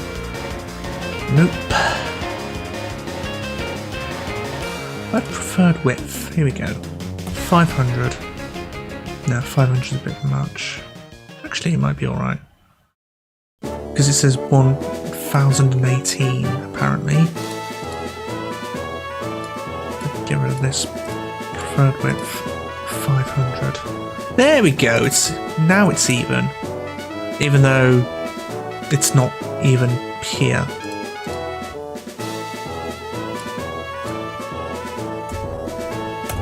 Having OCD really sucks, apparently. Well, I don't mean apparently, it does suck, I do have it.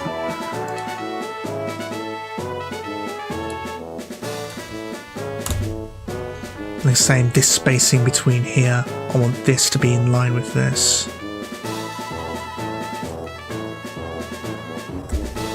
Okie dokie, now let's try it.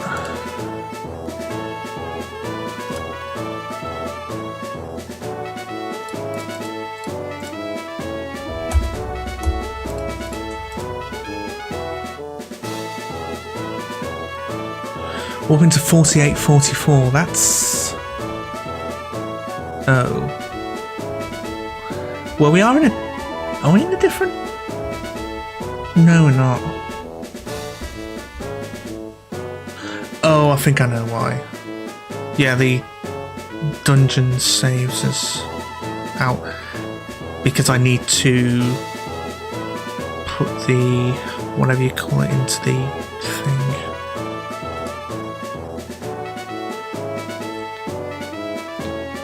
I know the names of things, I just can't bring them to memory. Yes, so this is just initializing the state here. So instead of initializing the random state here, we instead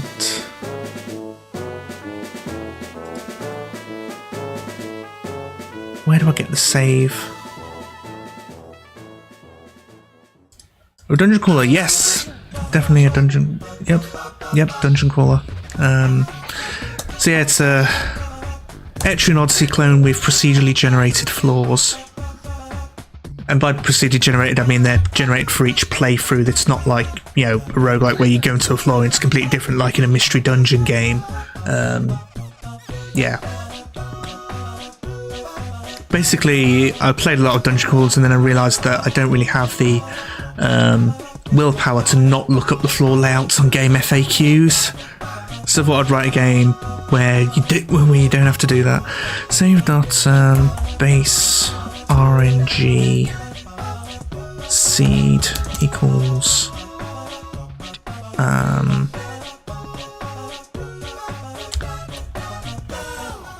integer datetime dot now dot ticks. Oops, what the hell's dot ticks?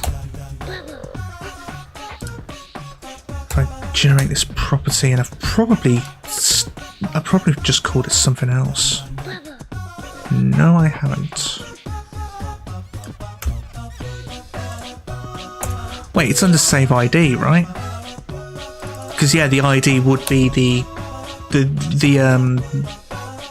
RNG seed.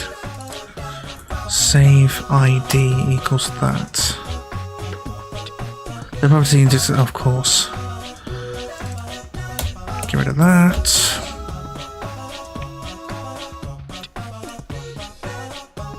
Did I check all the messages properly on Discord? Yes, I have. Yeah, I've written down all the numbers. Just trying to see. Yeah, I've written down all the numbers and all that. So yeah, after the stream or tomorrow, most likely tomorrow, I'll put that into my spreadsheets. Yeah, it's nice to have a target to aim for, even if it does take a while. Yeah, I'll probably save you the whole whining about the British economy, but yeah. Anyway, let's move on. So if we put the save ID onto here. Put save ID there, get seed on there.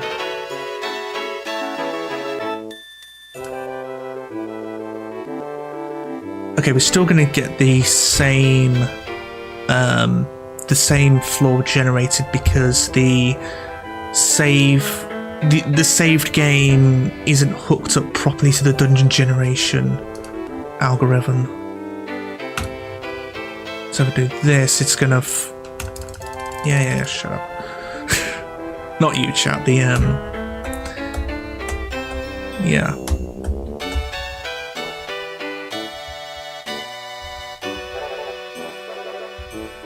Same one there. This is supposed to be a chest, by the way. I don't have a 3D model for a chest yet. Oh well, I do have one. I just haven't imported it.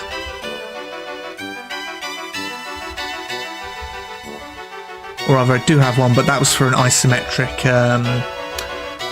game like Labyrinth of Toho, and it just doesn't look right in, you know, this, what's the word?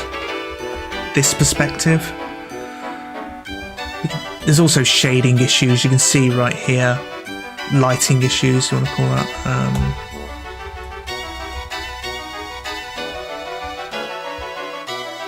Yeah, you can see these little corners here. These corners are fine, but these corners... Yeah, it's definitely a lighting issue. I'm probably going to disable the lights because this is supposed to be indoors. And then all the lights here, I'm just going to put like torches here that give lighting, and then just have a very small amount of ambient light. But yeah, this is the dungeon floors. These get mapped automatically.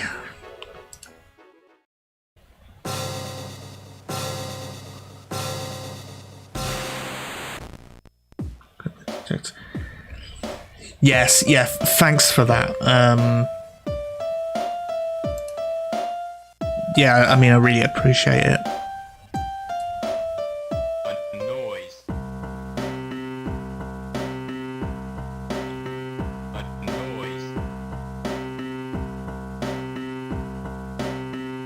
Right, so we set these same IDs onto here. Then... Okay, I think it's finally time to connect the dungeon generation and the save ID. Main. I need to remove that from my playlist, that song that was just playing. It's a bit... I don't like it. It's supposed to be it's supposed to be a parody of placeholder songs, but it just irks me for whatever reason. Right, where's the dungeon generation? It is here? Yes.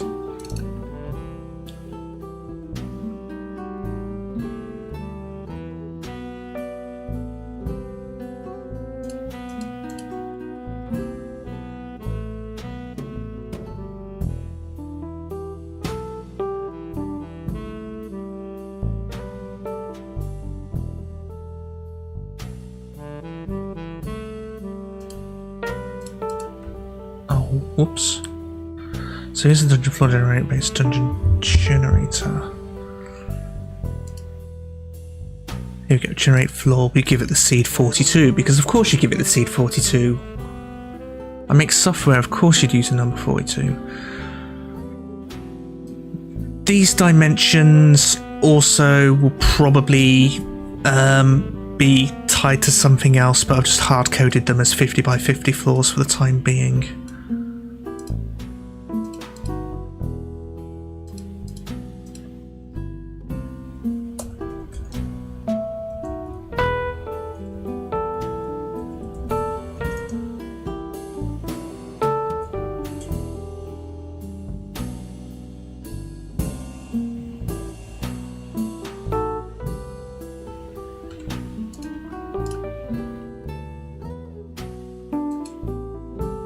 Initialize with int branch int depth.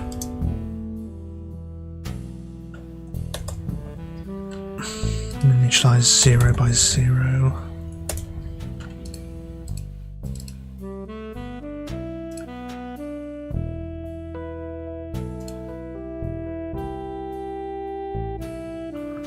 Get thing of player party state.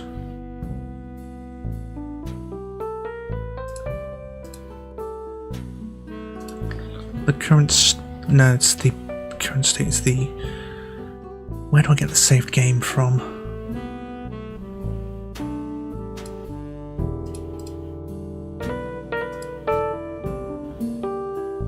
Here.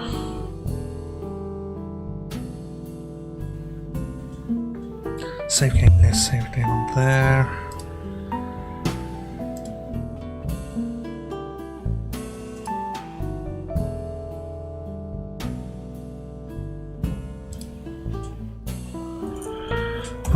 Save equals get any, no, find any object by type saved game. That is a mono behavior, right? No, it's a scriptable object.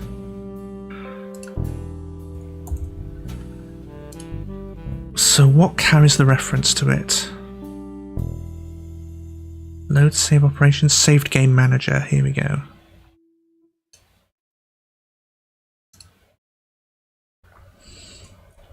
I can remember what code I've written.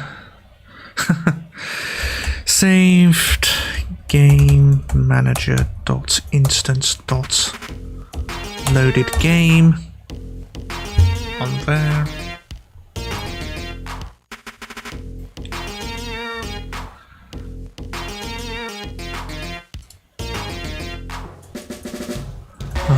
Seed equals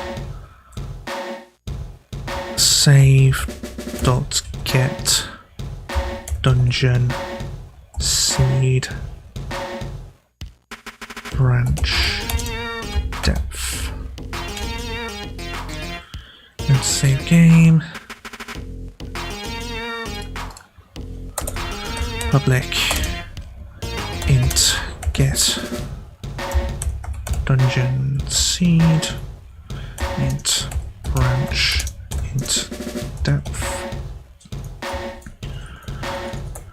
return unchecked because we don't want it to throw an error if it's overflowing. Branch, no, it's save ID plus branch by 1000 plus depth. I'm planning on having an endless branch in the post game, so 1,000. Although I might need to cut down the scope of it so there isn't. So there probably won't be a post game, but we'll call it a stretch goal.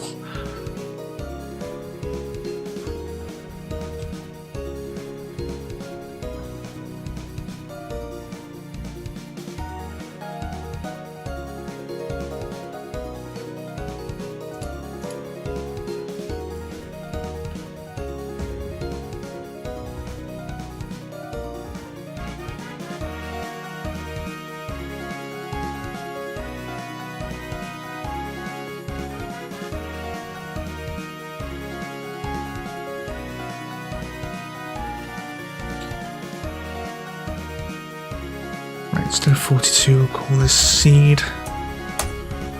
Well, that should do it.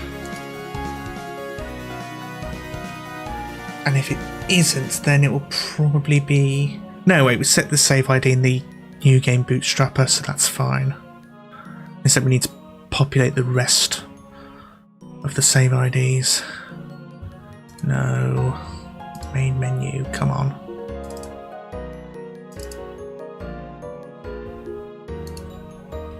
Okay, let's put the seed AAA. Start.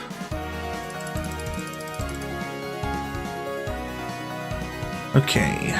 Done. Done. Done. Okay, there's a seed dead ahead, and these things are FOEs.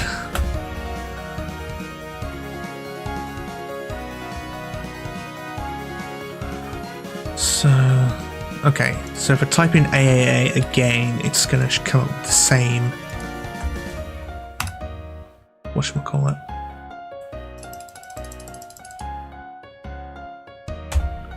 It has.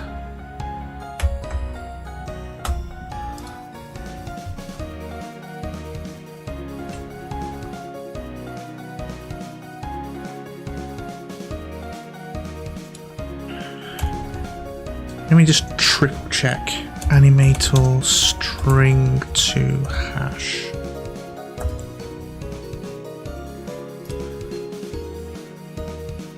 Always for optimized setters and setters on parameters. Why use animator string to hash? Blah blah blah blah blah. Setting the speed of looking up data.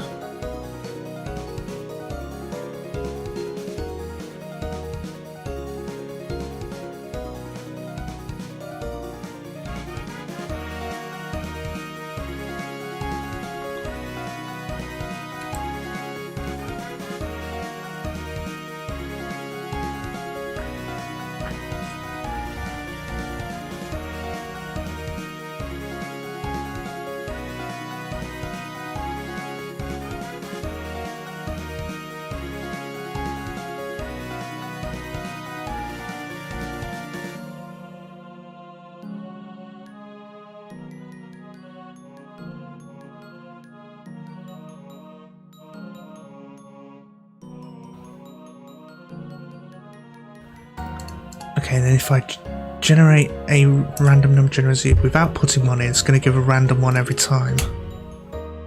Am I live on YouTube as well at the same time? Yes, I am.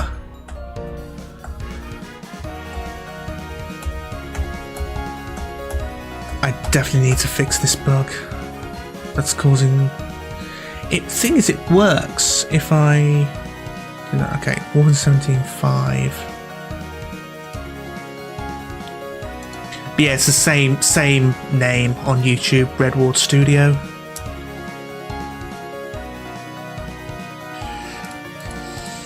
Well, actually no, we're doing the dungeon generation seeds. However, there is a bit of a bug where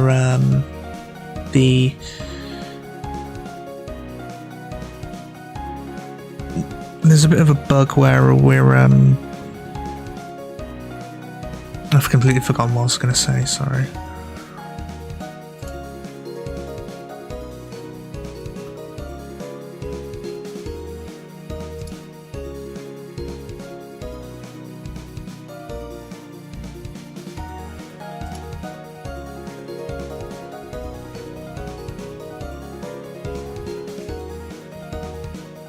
Right, no, not in Battle Manager. It's not this. What would it be? It'd be movement behavior. Yeah, this. We close everything else. Now this bug's been here for a while.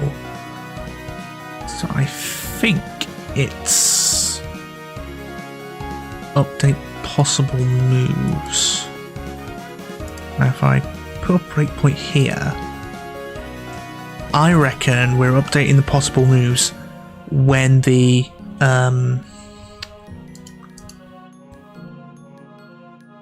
we're updating it before the player gets moved, so warped to their starting position.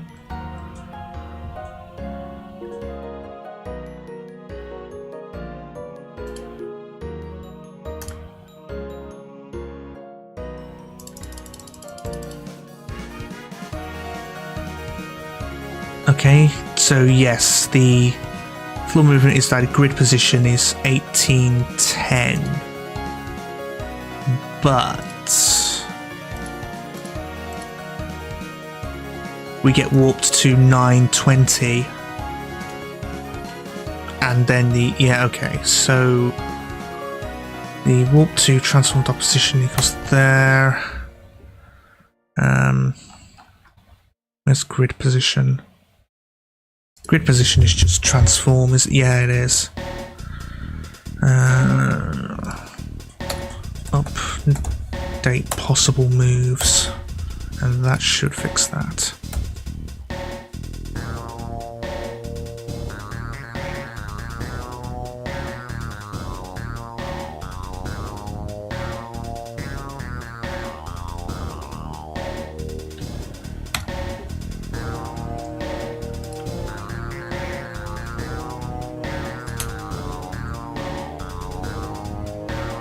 Okay.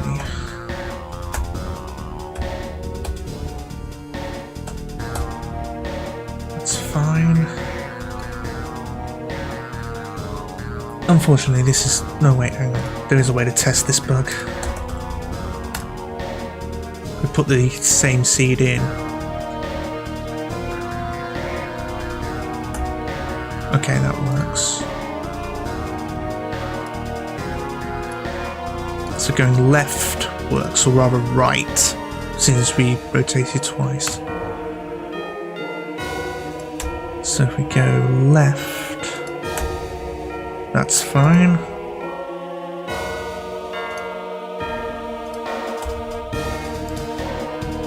If we go forward, that will block it.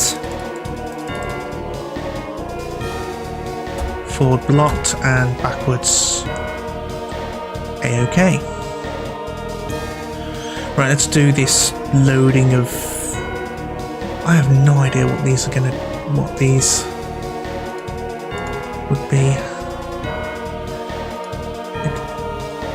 Dungeons entity... No, wait. Player party state manager. Player party, which is the player field entities. Which will be the battle entities on here, which has... Yeah, that's the wrongs. So it's not a problem with the actual loading, it's the problem with this.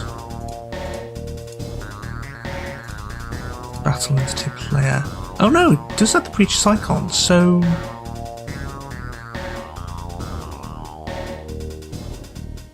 It's being loaded from the main menu. No? Game loader. Oh, here we go. Yeah. Yeah, we're loading this player started state manager without loading the actual new game one.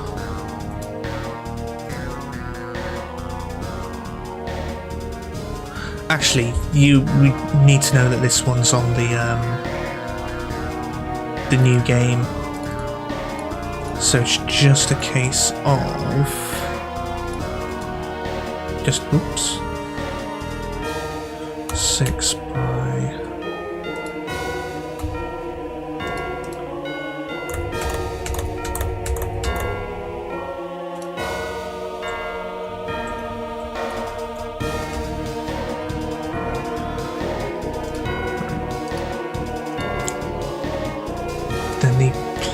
party, these field entities, battle entities, whatever you want to call them.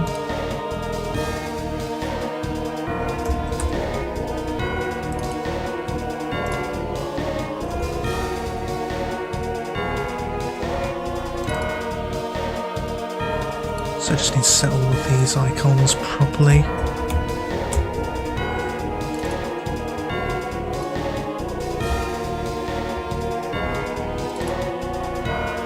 I should probably keep the player parties as his own prefab, to be honest.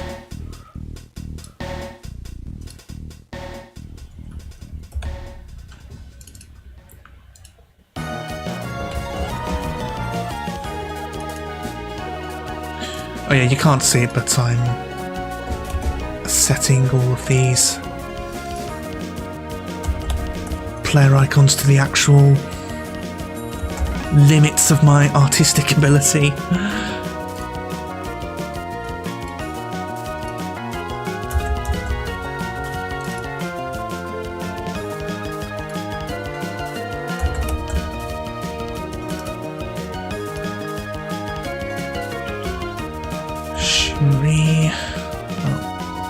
Shinri has an eye in it, 2 to be exact.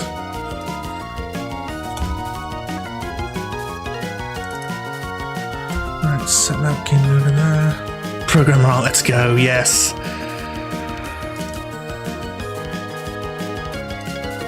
Someone who finally understands me.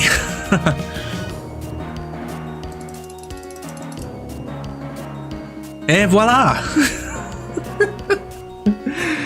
Yeah, when I say programmer art, I really mean programmer art.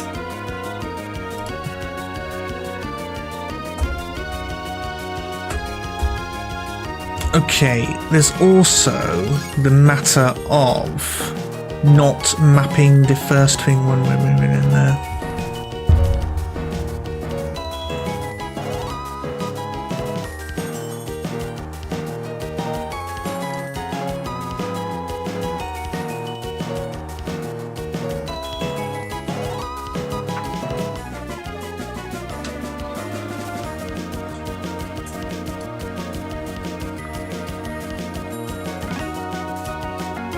Right, so when we get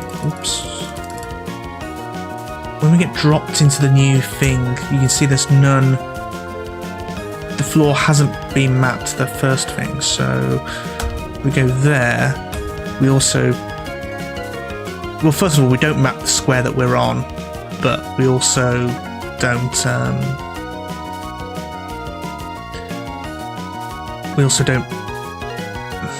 No, wait, we don't map the square we're on, but we do map the thing, so there's 2 problems here. So if I go into the dungeon scene and work out where the mini-map is. Mini-map, here we go.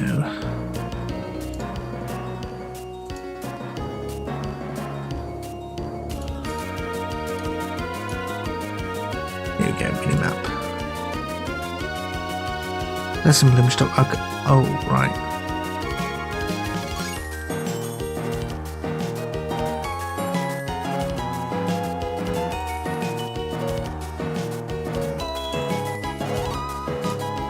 Okay, so would it be under? It'd be under grid, wouldn't it? Map, tile map. Yes, this. And up there.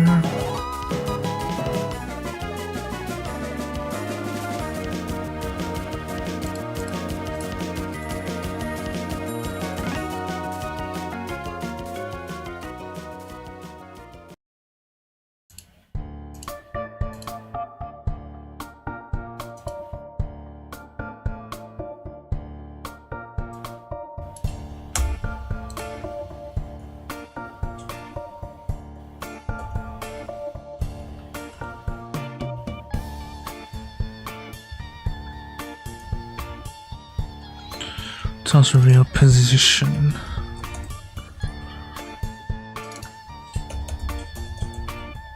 Position next, position behind. There's time to program right. I mean, kind of. I mean, you look at the beta art from Slay the Spire, and yeah, I can see where you're getting from, but you know, but at the same time, you don't really want it in the finished product, or if you are having it in the finished product, you know, be a joke, you know, like in Slay the Spire, you have to complete the game normally to, you know, actually unlock the programmer art.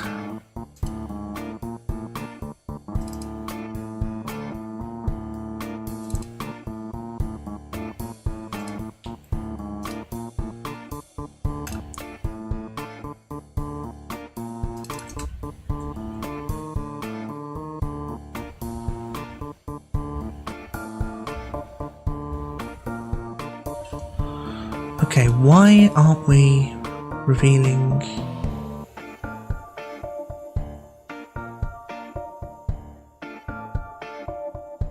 Why aren't we revealing what we've... Why aren't we revealing the stuff, the square that we're on?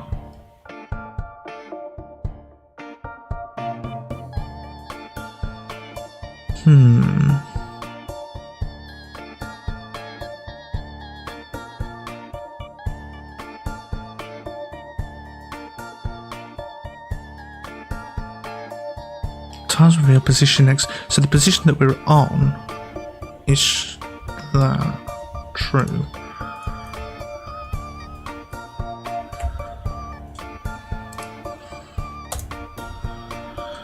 Debug.log revealing tiles. Oops.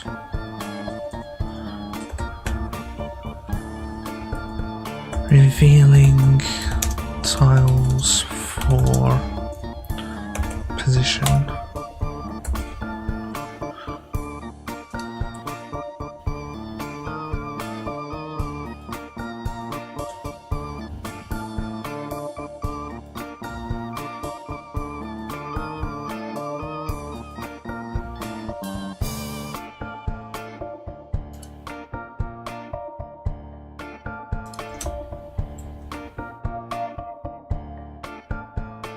Okay, move. Yeah, still doing that. Revealing tiles for 938. And our coordinates are 938. Huh.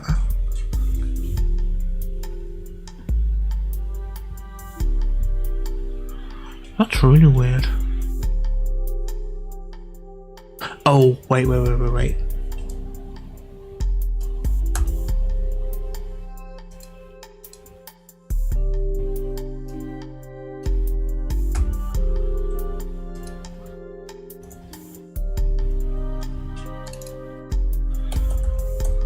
Position. Oh, hang on. No. Be pause free. Which means all of this.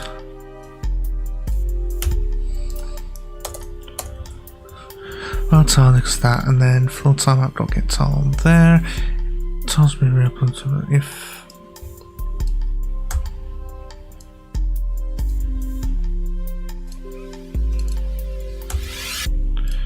Position.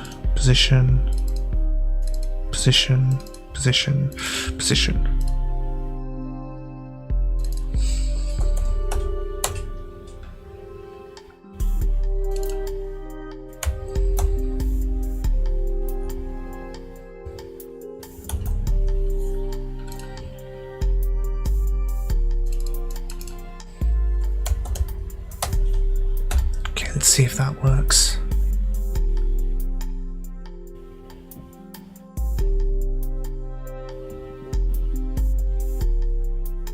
It should work now.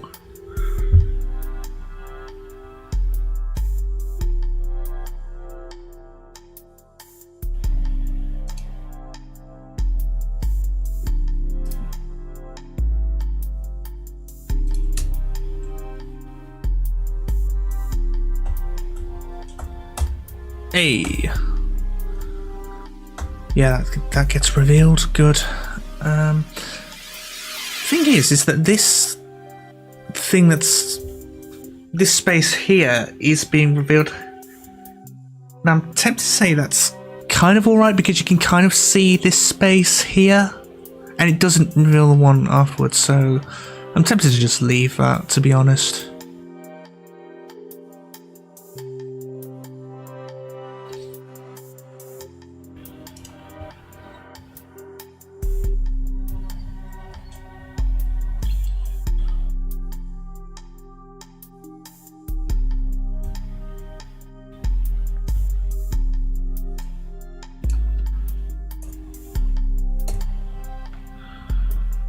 Resonant line on there, blah blah blah blah, yeah.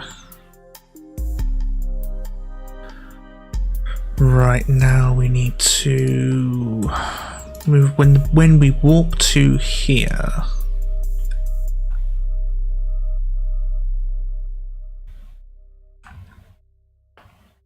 So move on here, await coroutine here, so we move there, then wait, move helpful behavior, moved there, and then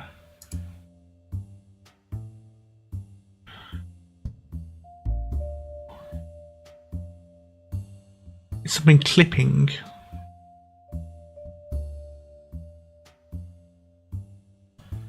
No, it's just a potential problem with the site algorithm, but it's extremely minor. At the very worst, the player will get one extra space in their sight range. That's revealed on the map. What I'm trying to do is that I'm trying to work out where the where this thing happens. So this is on player move started, which moves the enemies as well.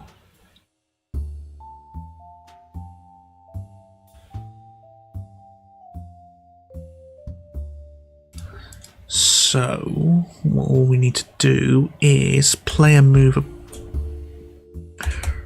map dot reveal tiles player movable dot grid position, and then I'm also gonna debug dot log revealing start tiles at player movable dot grid position.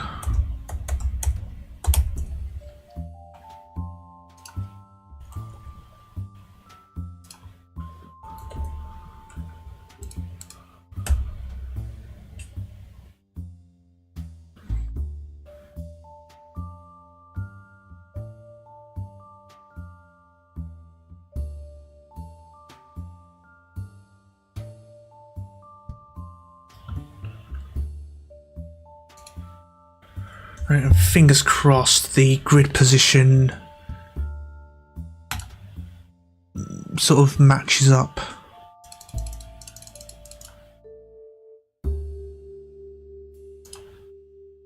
Revealing tiles for free 10. Yeah. Oh, that kind of sucks.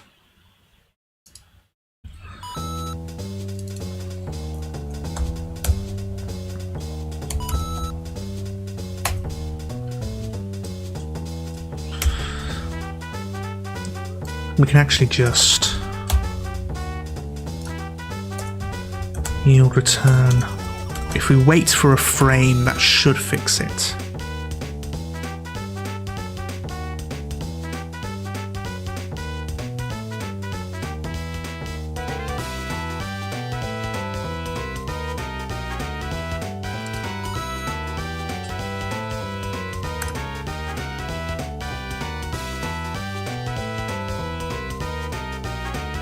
Start tiles at 0, 0.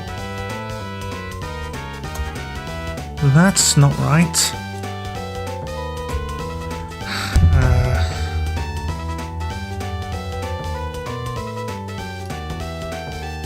Oh, here we go. Index was outside the... What?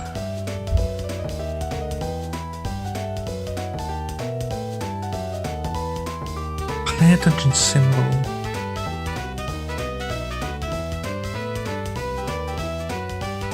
Have floor moving graph, have movable behavior, update possible moves, which is on there. However, for some reason the start position 2810, warping to 76.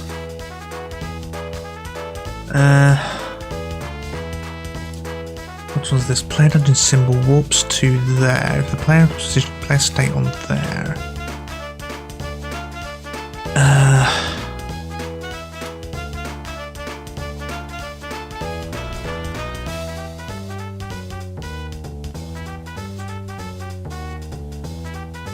So this should be in the bootstrapper.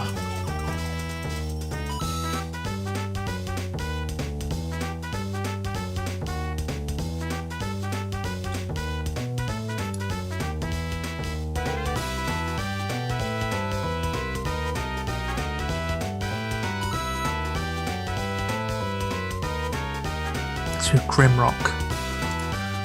I've heard of Grimrock, but I haven't played it.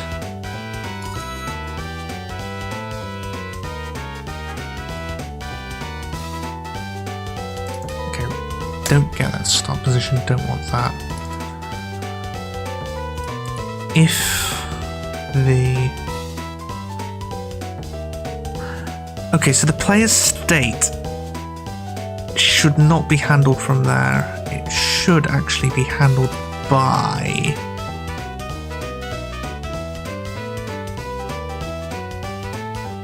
the game's bootstrapper.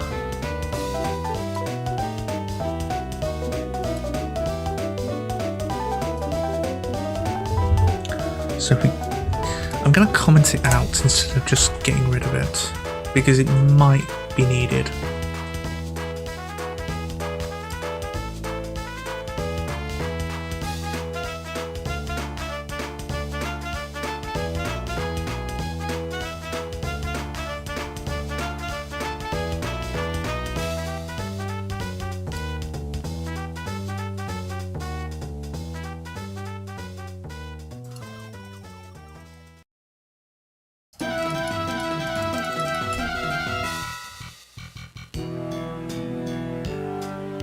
Okay, revealing start tiles at 9:32, warping to 30. Okay. Yeah, it always reveals the staging area, which is exactly what we don't want. Okay, we can just get rid of this then. However, we're warping to 3640, and that's the only place where we are warping.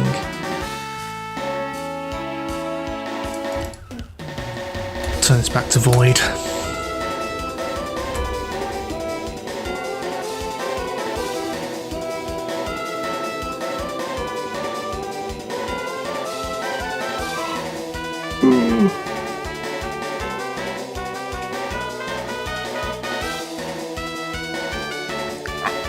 I would dash off for a minute to get some caffeine, but I'm only going to stream for the next half an hour anyway, so we'll tough it out. Right, so on warp, on here, and then update possible moves.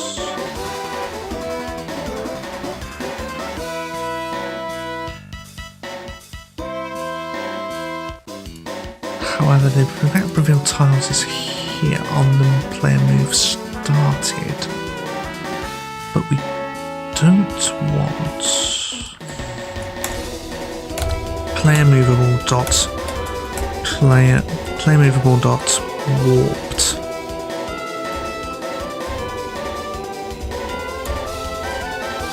No, quit. Yeah, warped.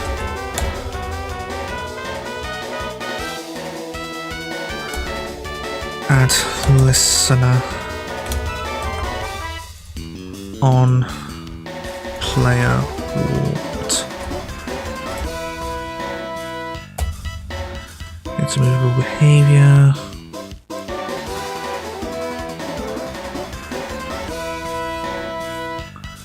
Move start, move finished. Public Unity event. Vector to int. Warped. Get private set equals new Unity event, blah blah blah blah blah.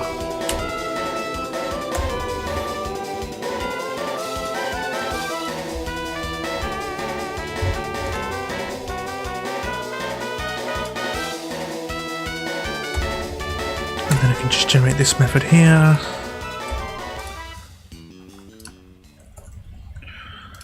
Walk to there. And this is just map dot reveal tiles 2. So just basically do that, but don't warp. Sorry, don't move the monsters if we get teleported. Because because if you walk into a teleporter trap, you don't want the monsters to move twice. I mean, of course, that means I'll have to implement teleporter traps, but one thing at a time.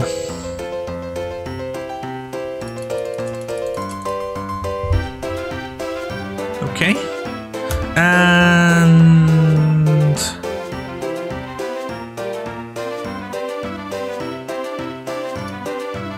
of course, I know what's wrong. Warped dot invoke position. Get rid of that.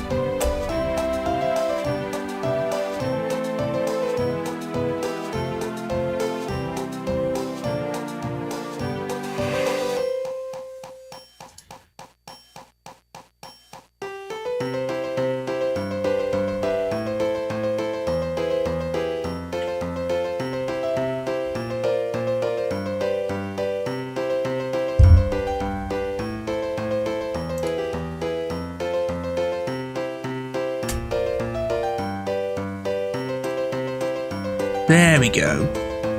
We haven't moved it, it still reveals tiles. Right,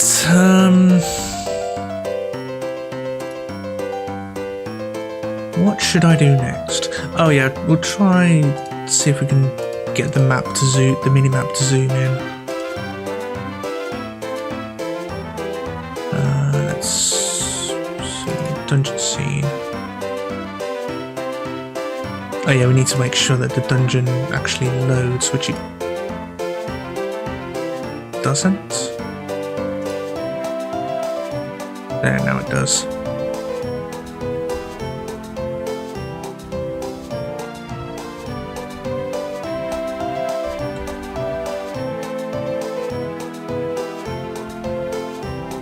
Yeah, if it doesn't have that, we need to also put the down and upstairs in.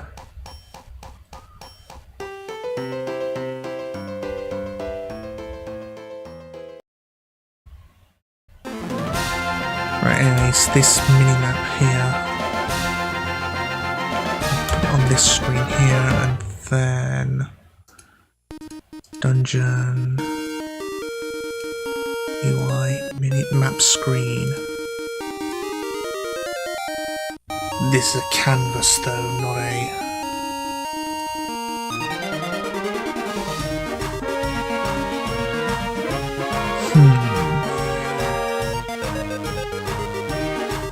The canvas screen though is this image here, which is a minimap render texture, which is, you know, all this. So we need to find the camera that's on the minimap. And that tile map,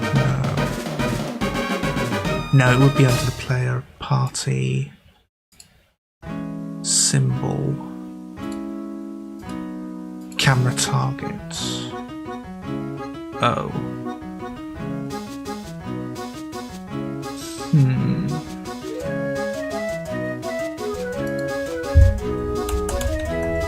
I'll put camera here.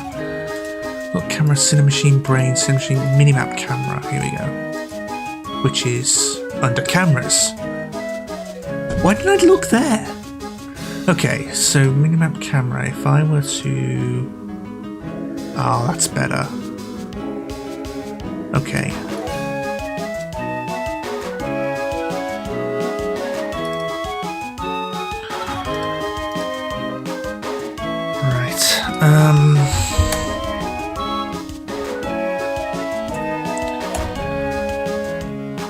Synchronized field, private, int, zoom, step equals 5? Yeah, we'll do 5 for now.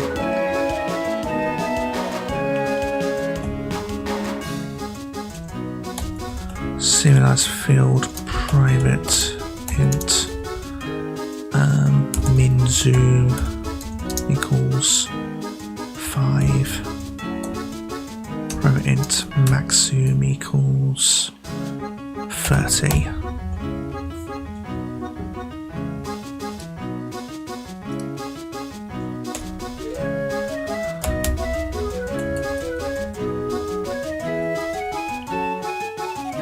Private int, no, float, zoom, level. An ethereal 2 that moves even when you teleport trap could be spicy though. Could be.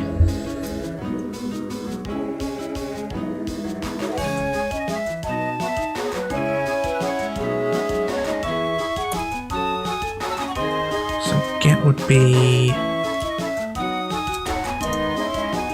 camera dot orthographic size, set is camera dot ortho size equals a value.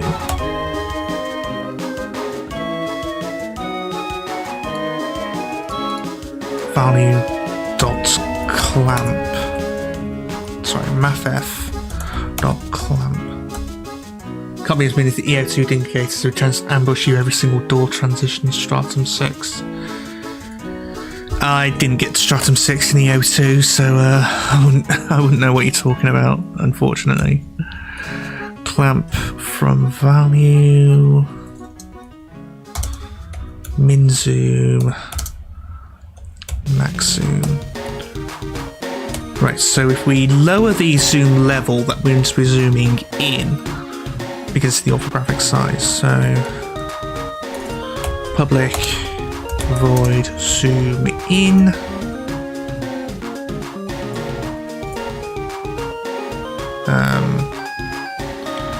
Zoom level plus equals, no, minus equals zoom step.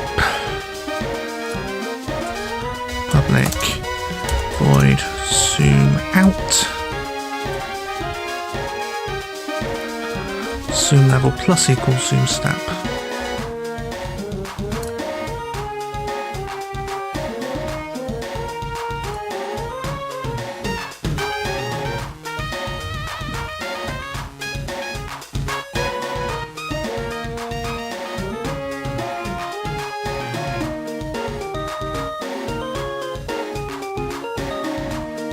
I think I might also need to add another input map. So in battle, in cutscene, I'll add another action map called in map screen. And this will just have, this will be a value 1D axis. Zoom.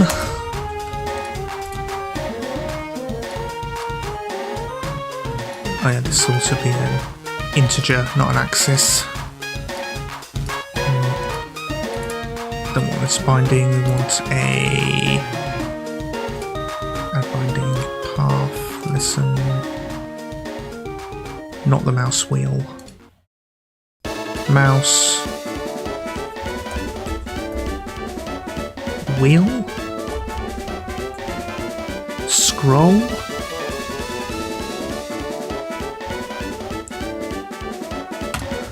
mouse click count, point display, virtual mouse click count, optional controls, pointer ID, click count, no. Pen pointer, is it? Mouse, no. No, we're going back to here. Oh no, you can't see it. I need to set up the OBS so that it shows my top monitor instead of just the Unity window, because it doesn't show any sub windows that are open. Actually, save assets. I might be able to... Ah, yes, here we go. Yeah, that's better. That actually shows. So, in map screen, we need to have a add binding, but it's not the value, it's an integer, so it needs to be an axis. Add positive, negative binding. Here we go. 1D axis. Which side wins? Neither, because it's only that. Negative will be zooming in, so this will be mouse wheel up, scroll up, and then this will be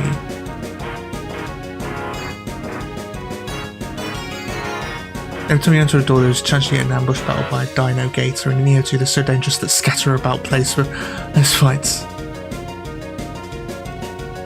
Being the battlefield used for post-game bosses like Great Ring Dragon Storm and oh my word. So there's just a chance you get in. There's no way to manipulate it. There's no way to, you know, stop the thing from spawning. God, that's just plain sadistic. No, I probably won't have that in the game, to be fair. Okay, so scrolling down, then positive. No, wait. We can just change this to positive and negative instead of that. Okay, save the asset.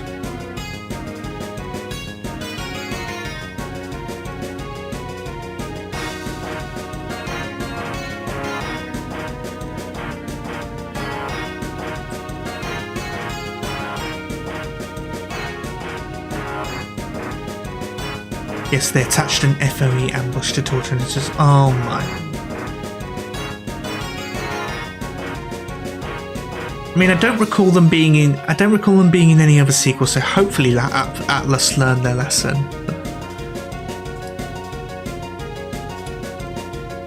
So here's the input: dungeon player input, battle player input, and then map screen is on here. Harvest points, a chance to ambush with 2 of them. Oh my god. Yeah, I need to actually start playing Etrian Odyssey 2. I think I only played like the first floor because I bought the that bundle of 1, 2, and 3, and the only one that actually sank much time into was 3, and even then I only got to second section. Nah, I started playing Etrian with 4 and 5.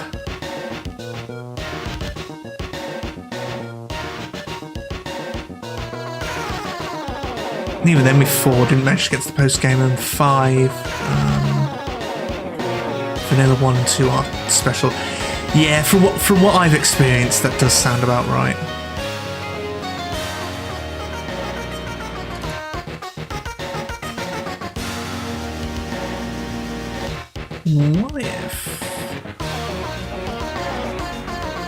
What if the map zoom, we actually put that in the dungeon input map, action map, whatever you want to call it. Can you do that? Hang on. Make this visible so you can see what I'm doing. Okay, so if we get rid of this, we add another one.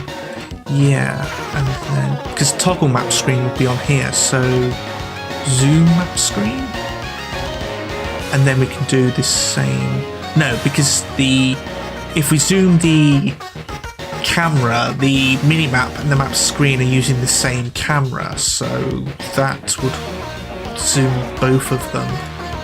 There's not much we can do about that. Which is alright. Yeah, it's not too bad. So, map zoom.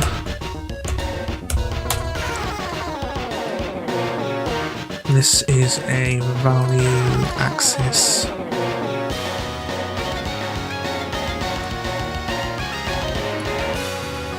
Yeah, I didn't get any of the Untold games, to be honest.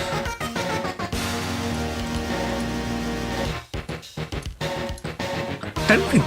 No, wait, they did release in the PAL regions. Shin Megami Tensei 4 was eShop only, which still bloody irks me. Can't play it now because my 3DS it's been out. Like they didn't make one Poison Mastery do anything, but correct the instructions to flat out tell you upgrades so it don't do anything. I mean that's one way of doing it, I suppose.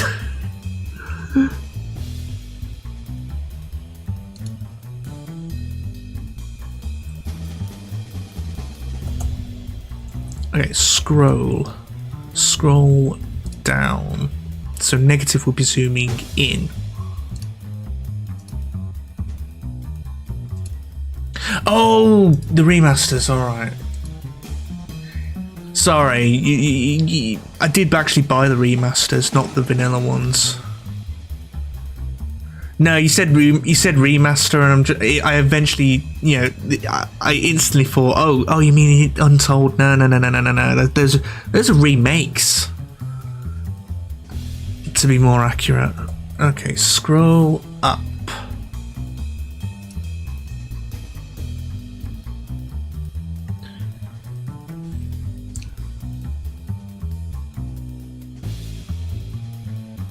Wonder why we didn't get the Untold versions on the Switch.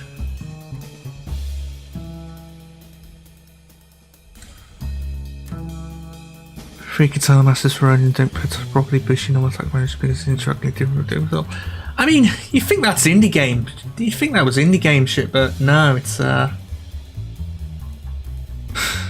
this is a professional company. Well, indies are professionals, but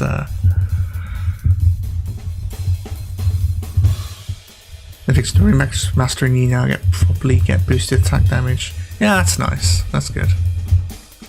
So they didn't just say, oh, by the way, this doesn't do anything for all of them.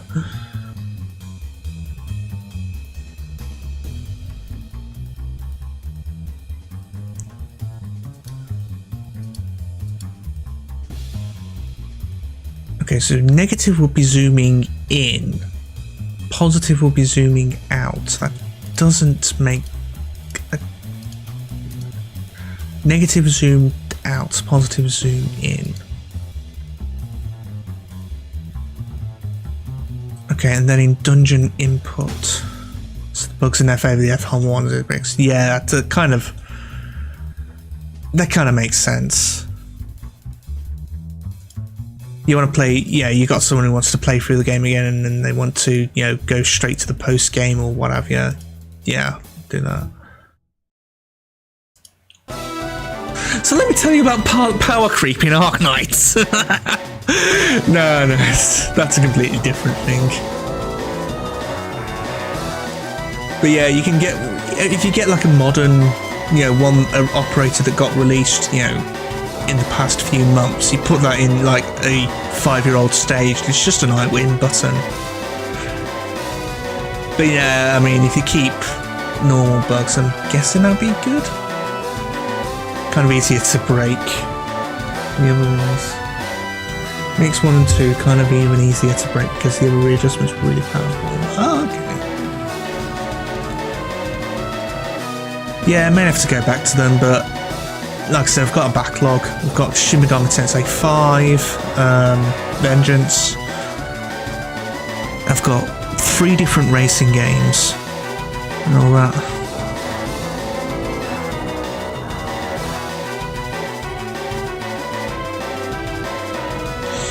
Yeah, I heard about that. I heard about medics being required.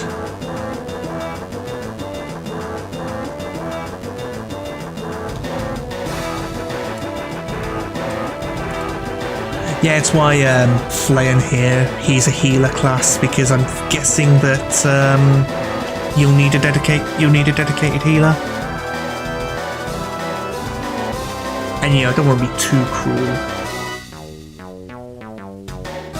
And just, give the player, lock the actual healing class behind an unlock, like in the second act. Don't want to do that. That, and because Flayon's a mecha pilot, yeah, you can't exactly bring a mech into an underground labyrinth, so he's the healer.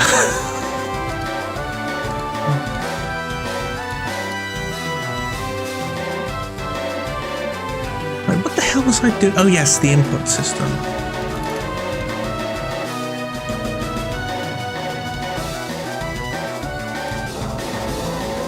Fair, because flavor recommends, yeah, definitely at all. Well, I'm planning on for the starting 6. The classes are loosely based off what they are, you know, in lore. So Regis will be a paladin, Axel's a brawler, Betel will be a sorcerer, Flayan, you know, we've talked about him, Kairujin, Haka's an exorcist, and Shinri's a marksman. However, you can also unlock 6 extra classes that you can that anyone can use. Okay, so this is on map zoom. So I've got Sergeant, which is basically uses battle commands to give buffs to the entire party. Hexmonger, which does curses. Alchemist, which was Magni's class, but he got dropped for the game, like way early in development. Basically, Alchemist does a lot of debuffs and buffs to the party, and a little bit of damage as well. So yeah, the Alchemist is like sort of a jack of all trades class. That's 3 of them. What's the other 3? I've got them written down.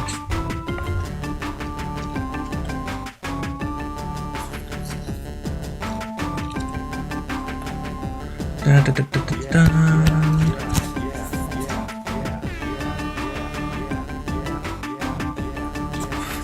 I really need to use bookmarks here. Alchemist, Brawler, Berserker, Kyro. Oh yeah, Berserker uses a great axe, and a lot of his stuff casts from HP, and he gains more power the less HP he has.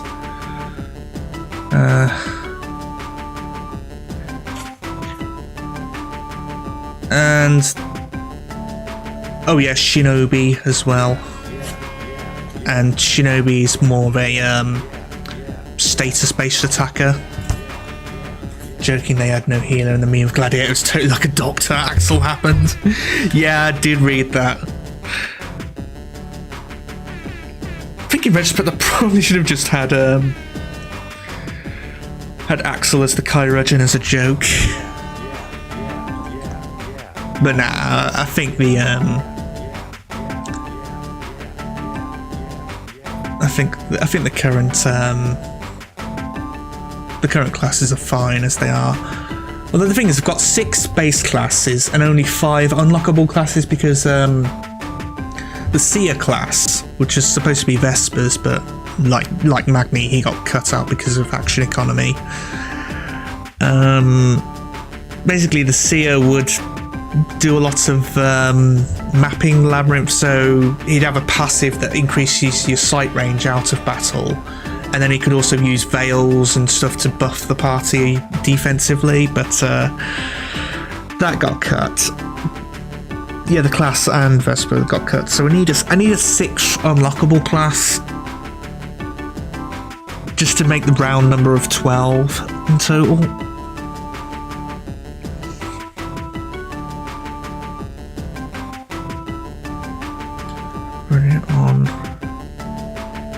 On map zoom. Zoom has 2 of those in it.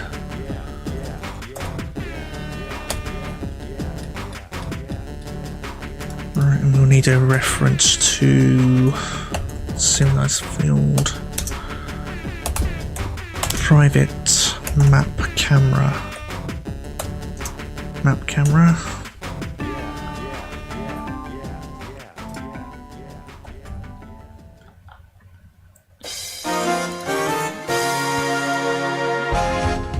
Input value.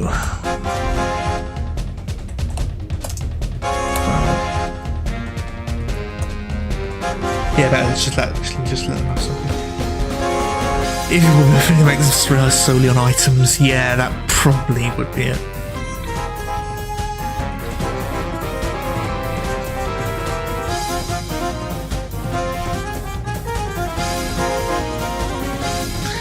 Yeah, I'm probably not going to implement in-battle items, to be fair. Because I think the action economy, the action palette, if you want to call it that, is a bit, it's getting a bit crowded as is. Even then, even after I've cut the available active skills down from 8 to 4 for each character, it's still a bit much. Because you've got six party members, and most RPGs give you 3 or 4, 5 tops, with the exception of Suikoden and SRPGs like Fire Emblem, but that's pretty much a different genre entirely. So yeah, action economy does get a bit cramped up. I don't care if you're not posting, nobody even knows basic film recipe. Chop those potions. Yeah, actually that might be that might actually be like a sort of side, the skits from the Tales of games. Maybe add like one of those and just have Flayn saying, I don't actually know any of this, I've just read a textbook.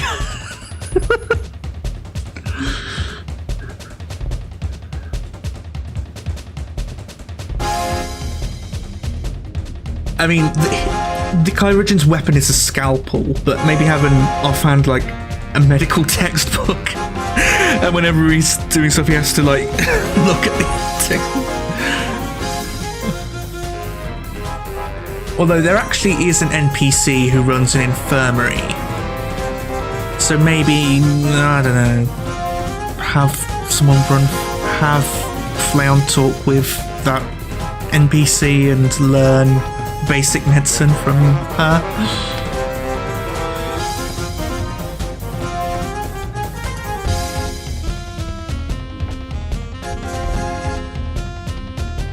I could give, free, like, a limited amount of potions per exploration.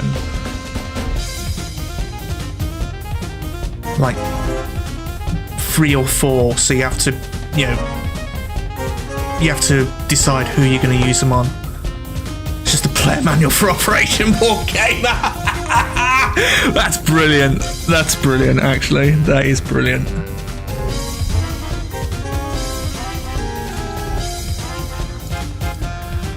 Okay, map camera dot.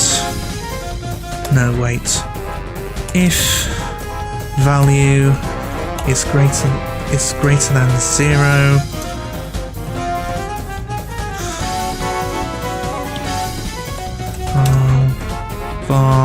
Val as float equals val.get float. If val as float is greater than 0, map camera dot zoom in? No, zoom out. Else if Valus float. I don't know how. I keep forgetting how these axes work. If you assign buttons to each one, if you release the button, does it go back to 0? So I'm just gonna have else if Valus float is less than 0. Map camera dot zoom in. And because it affects the minimap as well. Yeah, we could just do that.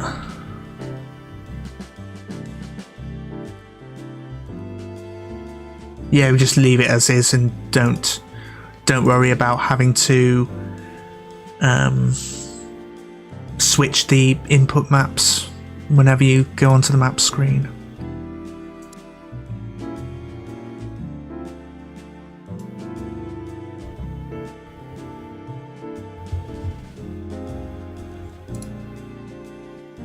Okay, let's see how this works. And it doesn't work. Yeah, I know what the issue is. I haven't set the maps properly. There you go, minimap camera. Oh no, we've got another one.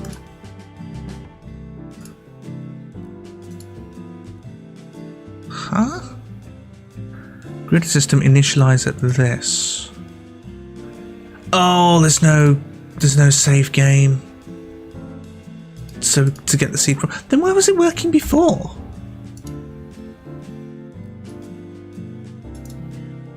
Oh, whatever. I've gone over time, so we'll just do it from new game, I suppose. Right.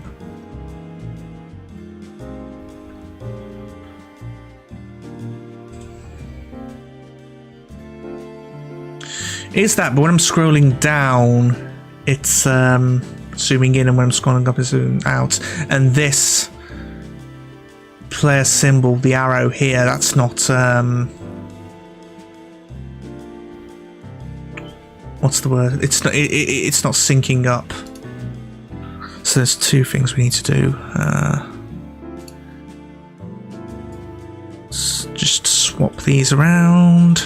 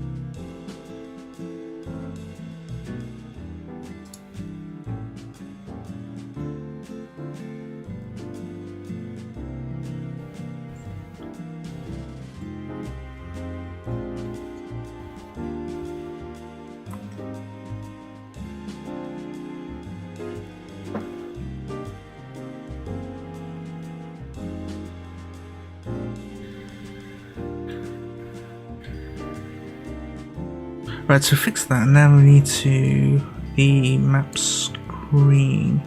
Almost didn't have to zoom in. Yeah. Here we go. Here's the player symbol image, and then we need to do the same for the mini map as well, which is this. You know what? I think I'll probably just do it off stream tomorrow. Oh, speaking of tomorrow. Usually I don't stream tomorrow, however, I am planning on streaming a game. I haven't decided what, but it's going to be... I'm leaning towards Gran Turismo 4, if not Tokyo Extreme Racer, and if not that, then New Star GP. But it's still tentative, so it might end up not happening, but I'm just putting it out there. So, unfortunately, we've run over time. Yeah, unfortunately, my mental battery starts running out, as you can probably tell, after about 3 hours. So, I hope you have a wonderful rest of the day, wherever you are in the world, and